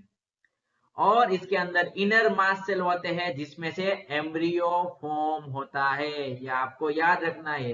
ये प्रोसेस कब स्टार्ट होती है इम्प्लांटेशन की? तो ये फर्टिलाइजेशन के बाद फर्स्ट वीक में स्टार्ट होती है और सेकेंड वीक में जो है वो पूरी कंप्लीट हो जाती है, एंड हो जाती है। ठीक है, ये आपको याद रखना है। तो चलिए अभी हमारा आज का ये इंटरेस्टिंग सेशन स्टार्ट करते हैं कि इम्प्लांटेशन हो गया, ये याद रखना है। ये फर्स्ट साइन है प्रेगनेंसी की। ठीक है, तो उसके बाद आप देख सकते हैं डायग्राम में इम्प्लांटेशन हो गया है। ठीक है, अभी फिंगर लाइक प्रोजेक्शन जो है वो फॉर्म होगा ट्रोपोप्लास्ट के ऊपर। उसको हम बोलते हैं कोरियोनिक विली। और उसके ऊपर यूटेरिन टिश्यू होंगे और मेटल यानी कि मदर ब्लड होता है। ये आप डायग्राम में क्लियरली देख सकते हैं। और यहाँ पर भी देखिए ये पिंक कलर के फिंगर लाइक स्ट्रक्चर मैंने शो किए, इसको हम बोलते हैं कोरियोनिक विली। और मजेदार बात बता दूं, ये कोरियोनिक विली जो है वो यूटेरिन टिश्यू के साथ इंटरलॉक हो जाते हैं। इंटरलॉक होना, इसको हम बोलते हैं इंटरडिजिटेड, यानी कि एक दूसरे के अंदर इंटरलॉक हो जाते हैं और एक structural and functional unit form करते हैं जिसका नाम है प्लेसेंटा। ये आपको याद रखना है। तो ये प्लेसेंटा कहाँ पे फॉर्म हुआ? ये प्लेसेंटा फॉर्म हुआ एम्ब्रियो और मैटरनल बॉडी के बीच में। तो ये यहाँ पे आप पिंक कलर का जो लेयर आप देखते हैं ना, ये है प्लेसेंटा। यहाँ पर देखिए ये रीजन आप देख सकते हैं, ये है प्लेसेंटा। ओके, सो ये प्लेसेंटा मैटरनल बॉडी और एम्ब्रियो के बीच का लेयर का नाम है प्लेसेंटा। अभी इसका काम क्या है? तो अभी ये बीच में है, किसके बीच में है? ये एम्ब्रियो के बीच में है और ये मैटरनल बॉडी के बीच में है। ठीक है, तो इसका काम होगा ट्रांसपोर्टेशन का। तो चलिए क्या काम करता है? ये सप्लाई करता है ऑक्सीजन, ये सप्लाई करता है न्यूट्रिएंट। किसको? एम्ब्रियो को सप्लाई करता है, क्योंकि डेवलप करना है एम्ब्रियो को। सो मैटरनल बॉडी में से ऑक्सीजन एंड न्यूट्रिएंट जो है with the help of chorionic villi ये अंदर ट्रांसपोर्ट होगा और अम्बाइलिकल कॉर्ड की मदद से ये एम्ब्रियो तक पहुंचेगा। और जो एम्ब्रियो वेस्ट फॉर्म करेगा यानी कि कार्बन डाइऑक्साइड, वो अम्बाइलिकल कॉर्ड की मदद से, कोरियोनिक विली की मदद से ये मैटरनल बॉडी में ट्रांसपोर्ट हो जाएगा। ठीक है, तो ये काम करता है प्लेसेंटा ट्रांसपोर्टेशन का, है ना। सो ये अम्बाइलिकल कॉर्ड का अभी क्या काम? ये अम्बाइलिकल कॉर्ड का काम है एम्ब्रियो में से मैटरनल बॉडी में, मैटरनल बॉडी को में से एम्ब्रियो में से मैटरनल बॉडी में, मैटरनल बॉडी में से एम्ब्रियो में जो भी ट्रांसपोर्टेशन होता है ये इसको कनेक्ट करता है। अम्बाइलिकल कॉर्ड जो आपको याद रखना है। ठीक है, तो इसका पूरा कंट्रोल जो है वो कौन करता है? ये पूरा कंट्रोल जो करती है वो एंडोक्राइन सिस्टम करती है। ठीक है, यानी कि हार्मोन से होता है। प्लेसेंटा जो होता है वो एक हार्मोन सीक्रेट करता है जिसका नाम है HCG। डायग्राम में आप देख सकते हैं। ओके, HCG ये हार्मोन है जिसका नाम है ह्यूमन कोरियोनिक गोनेडोट्रोपिन हार्मोन। इसका काम क्या है? ये मेंटेन करता है कॉर्पस ल्यूटम को। कॉर्पस ल्यूटम जो है वो ओव्यूलेशन के बाद ग्रेफियन फॉलिकल था, ये है कॉर्पस ल्यूटियम। ठीक है, जब कॉर्पस ल्यूटम मेंटेन होगा तभी प्रोजेस्टेरोन हार्मोन सीक्रेट होगा। जब प्रोजेस्टेरोन हार्मोन सीक्रेट होगा तब भी एंडोमेट्रियम जो है वो मेंटेन रहेगी, वरना ये डीजनरेट हो जाएगी। सो ये प्रेगनेंसी मेंटेन करने का काम करता है HCG इनडायरेक्टली। ठीक है, तो जब एंडोमेट्रियम कब फॉर्म होगी, जब प्रोजेस्टेरोन हार्मोन रिलीज होगा। प्रोजेस्टेरोन कब रिसीक्रेट होगा, जब कॉर्पस ल्यूटियम होगी। तो कॉर्पस ल्यूटियम को कौन रखता है बचा के, ये एचसीजी हार्मोन रखता है। ठीक है, ये आपको याद रखना है, इंपॉर्टेंट फंक्शन ऑफ एचसीजी। दूसरे और भी हार्मोन है एस्ट्रोजन एंड प्रोजेस्टेरोन। ओके, दूसरा और एक हार्मोन है जिसका नाम है रिलैक्सिन। ये लेटर फेज के अंदर जो है वो सिक्रीट होता है ओवरीज में से। इसका काम है लूजनिंग ऑफ द मसल, ये मसल को लूज करता है। ठीक है, ये आपको याद रखना है ताकि जो है वो बेबी की डिलीवरी आराम से हो जाए। ओके, लूज होगा तभी तो ये आराम से निकल पाएगी, बेबी आउट होगी। ठीक है, ये आपको याद रखना, ये पेल्विक रीजन के मसल्स को लूज करता है। दूसरी और बात, बहुत और हार्मोन है, एस्ट्रोजन है, प्रोजेस्टेरोन है, कोर्टिजोल है, प्रोलैक्टिन हार्मोन है, थायरोक्सिन हार्मोन है। ये सब जो इंक्रीज होते हैं वो मैटरनल ब्लड में इंक्रीज होते हैं। और इस सब का काम डायरेक्टली एंड इनडायरेक्टली एक ही है, मदर में जो मेटाबॉलिक एक्टिविटी होती है उसका कंट्रोल करना एंड प्रेगनेंसी को मेंटेन करना। अभी बात करेंगे डेवलपमेंट ऑफ द एम्ब्रियो यानी कि गेस्ट्रुलेशन पीरियड। मैंने ऑलरेडी बताया था कि जब फर्टिलाइजेशन हो जाता है तो जाइगोट का डिवीजन स्टार्ट होता है और ये फॉर्म करता है ब्लास्टुला। ब्लास्टुला में से अगेन डिवीजन होगा और 3 लेयर फॉर्म करेंगे जिसको हम बोलते हैं एक्टोडर्म, एंडोडर्म एंड मेसोडर्म। गेस्ट्रुला में जो है यानी कि गट फॉर्मेशन। ओके, तो ये एम्ब्रियो जो है उसके ऊपर 3 लेयर फॉर्म होते हैं। एक का नाम एक्टोडम, बाहर वाला लेयर एक्टोडम, मिडल वाला लेयर मेसोडम एंड अंदर वाला लेयर जो है उसको बोलते हैं हम एंडोडम। और एक बात, इसमें इनर सेल का मास है, ये हमने पहले ही पढ़ लिया। ये इनर मास के अंदर स्टेम सेल होते हैं, ये मेन सेल है जिसमें से कई और तरह के सेल फॉर्म हो गए। कुछ नर्वस सेल फॉर्म हो गए, कुछ ब्लड के सेल फॉर्म हो गए, कुछ कार्डियक सेल फॉर्म हो गए, कोई उसमें से ऑर्गन बनेगा, उसमें से ऑर्गन सिस्टम बनेगा। तो जब जब डेवलपमेंट हो जाता है तभी ये फॉर्म होगा। तो चलिए वो भी मैं आपको बता देता हूँ क्या क्या डेवलपमेंट हुआ है। एक आसान सवाल जो बुक में है, what are the major features of embryonic development at the various month of pregnancy. Embryonic development होता है तो क्या क्या फीचर है इसके। तो सबसे पहले फर्स्ट मंथ, जब पहला मंथ खत्म होता है तभी हार्ट फॉर्म हो जाता है। ये फर्स्ट साइन है कि डॉक्टर स्टेथोस्कोप की मदद से चेक करके बताते हैं कि फीटस ग्रो कर रहा है।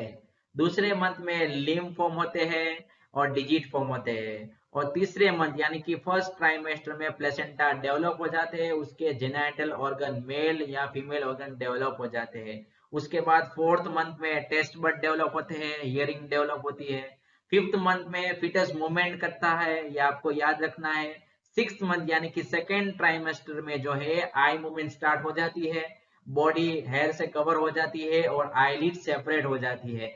सेवेंथ मंथ में आई लैशेस फॉर्म हो जाते हैं। एट्थ मंथ में ये फिटस जो है उसकी वेक साइकिल रेगुलेट हो जाती है। और at the last month of pregnancy यानी कि थर्ड ट्राइमेस्टर, इसमें फिटस जो है वो अपसाइड डाउन यानी कि इन्वर्टेड हो जाता है, सर्विक्स की तरफ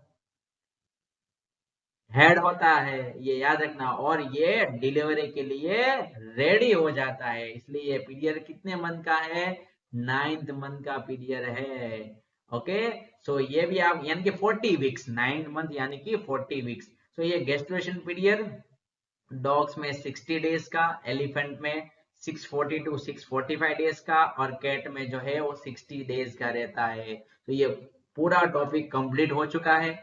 आपको याद रखना है, अगर पसंद आया है लोगों को शेयर करने की जरूरत है क्योंकि नॉलेज बढ़ती है शेयरिंग से। Again welcome to the last session, final over of this lesson, parturition and lactation. तो चलिए स्टार्ट करते हैं। सबसे पहले पार्ट्यूरेशन।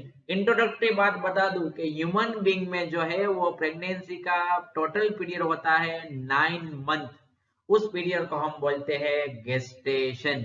ठीक है, ये आपको याद रखना है। तो चलिए, जब फीटस पूरा डेवलप हो जाता है तो उसकी डिलीवरी होती है, यानी कि फीटस जो है वो बॉडी के बाहर निकलता है। Okay, expelled out from the body. Okay, it is called parturition. Okay, so कैसे पार्ट्यूरेशन होगा, कैसे हार्मोन उसको कंट्रोल करेंगे, तो चलिए वो भी पढ़ लेते हैं आज के सेशन में। एकदम आसान एंड नॉलेजेबल सेशन। तो सबसे पहले से जब फीटस पूरा डेवलप हो जाता है तभी थोड़ा जो है वो यूटेरिन वॉल में कॉन्ट्रैक्शन स्टार्ट हो जाता है। इसको हम बोलते हैं फीटल इजेक्शन रिफ्लेक्स। इसको स्टिमुलेट करता है, इसको बढ़ाता है एक हार्मोन जिसका नाम है ऑक्सीटोकिन हार्मोन, जिसका काम है कॉन्ट्रैक्शन को बढ़ाना। तभी तो बेबी बाहर आएगी ना। ठीक है, तो चलिए स्टार्ट करते हैं। वो भी क्या है ये, बर्थ कैनाल। बर्थ, जब बेबी का एक कैनाल में से बर्थ होगा यानी कि पार्ट्यूरेशन होगा तो कैसे होगा, चलो। सो ऑक्सीटोकिन जो हार्मोन जो है वो यूटेरिन मसल्स पे काम करेगा और यूटेरिन मसल्स को कॉन्ट्रैक्शन करवाएगा, यानी कि वो रिस्पॉन्सिबल है कॉन्ट्रैक्शन के लिए। ओके, ऑलरेडी ये हार्मोन जो है वो होता ही ऑक्सीटोकिन। जब कॉन्ट्रैक्शन होता है तभी ये हार्मोन का सिक्रीशन भी बढ़ता है।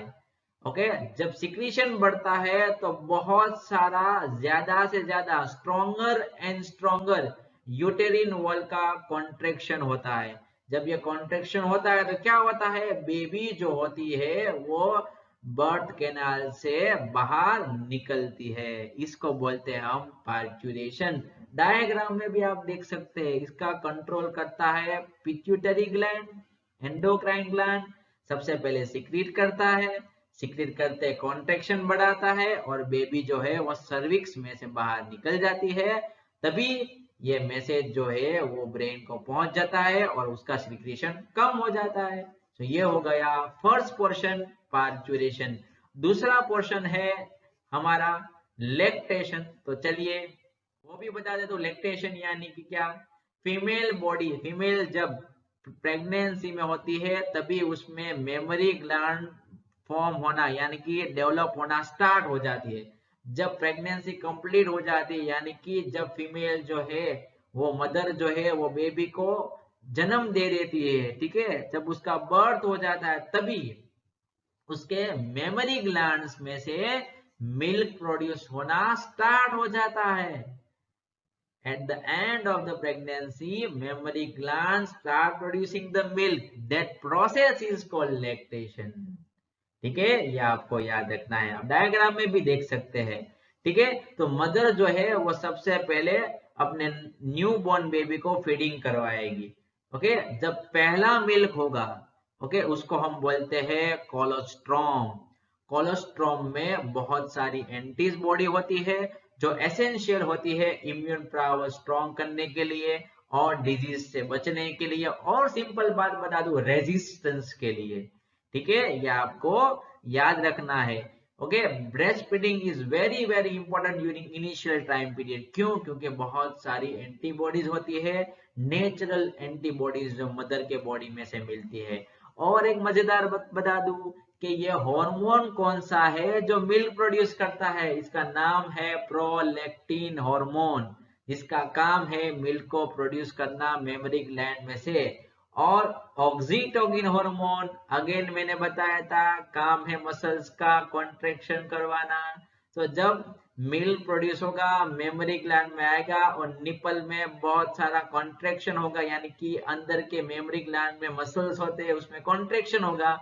सो ऑटोमेटिक मिल्क जो है वो बेबी के माउथ में चला जाता है। सो ये हमारा पूरा फाइनल सेशन हो गया, पूरा कंप्लीट चैप्टर हो गया। आप सबका धन्यवाद, आप सबने साथ दिया। ओके, और एक काम कर देना, लाइक शेयर एंड सब्सक्राइब जरूर कर देना। Thank you very much for watching this video.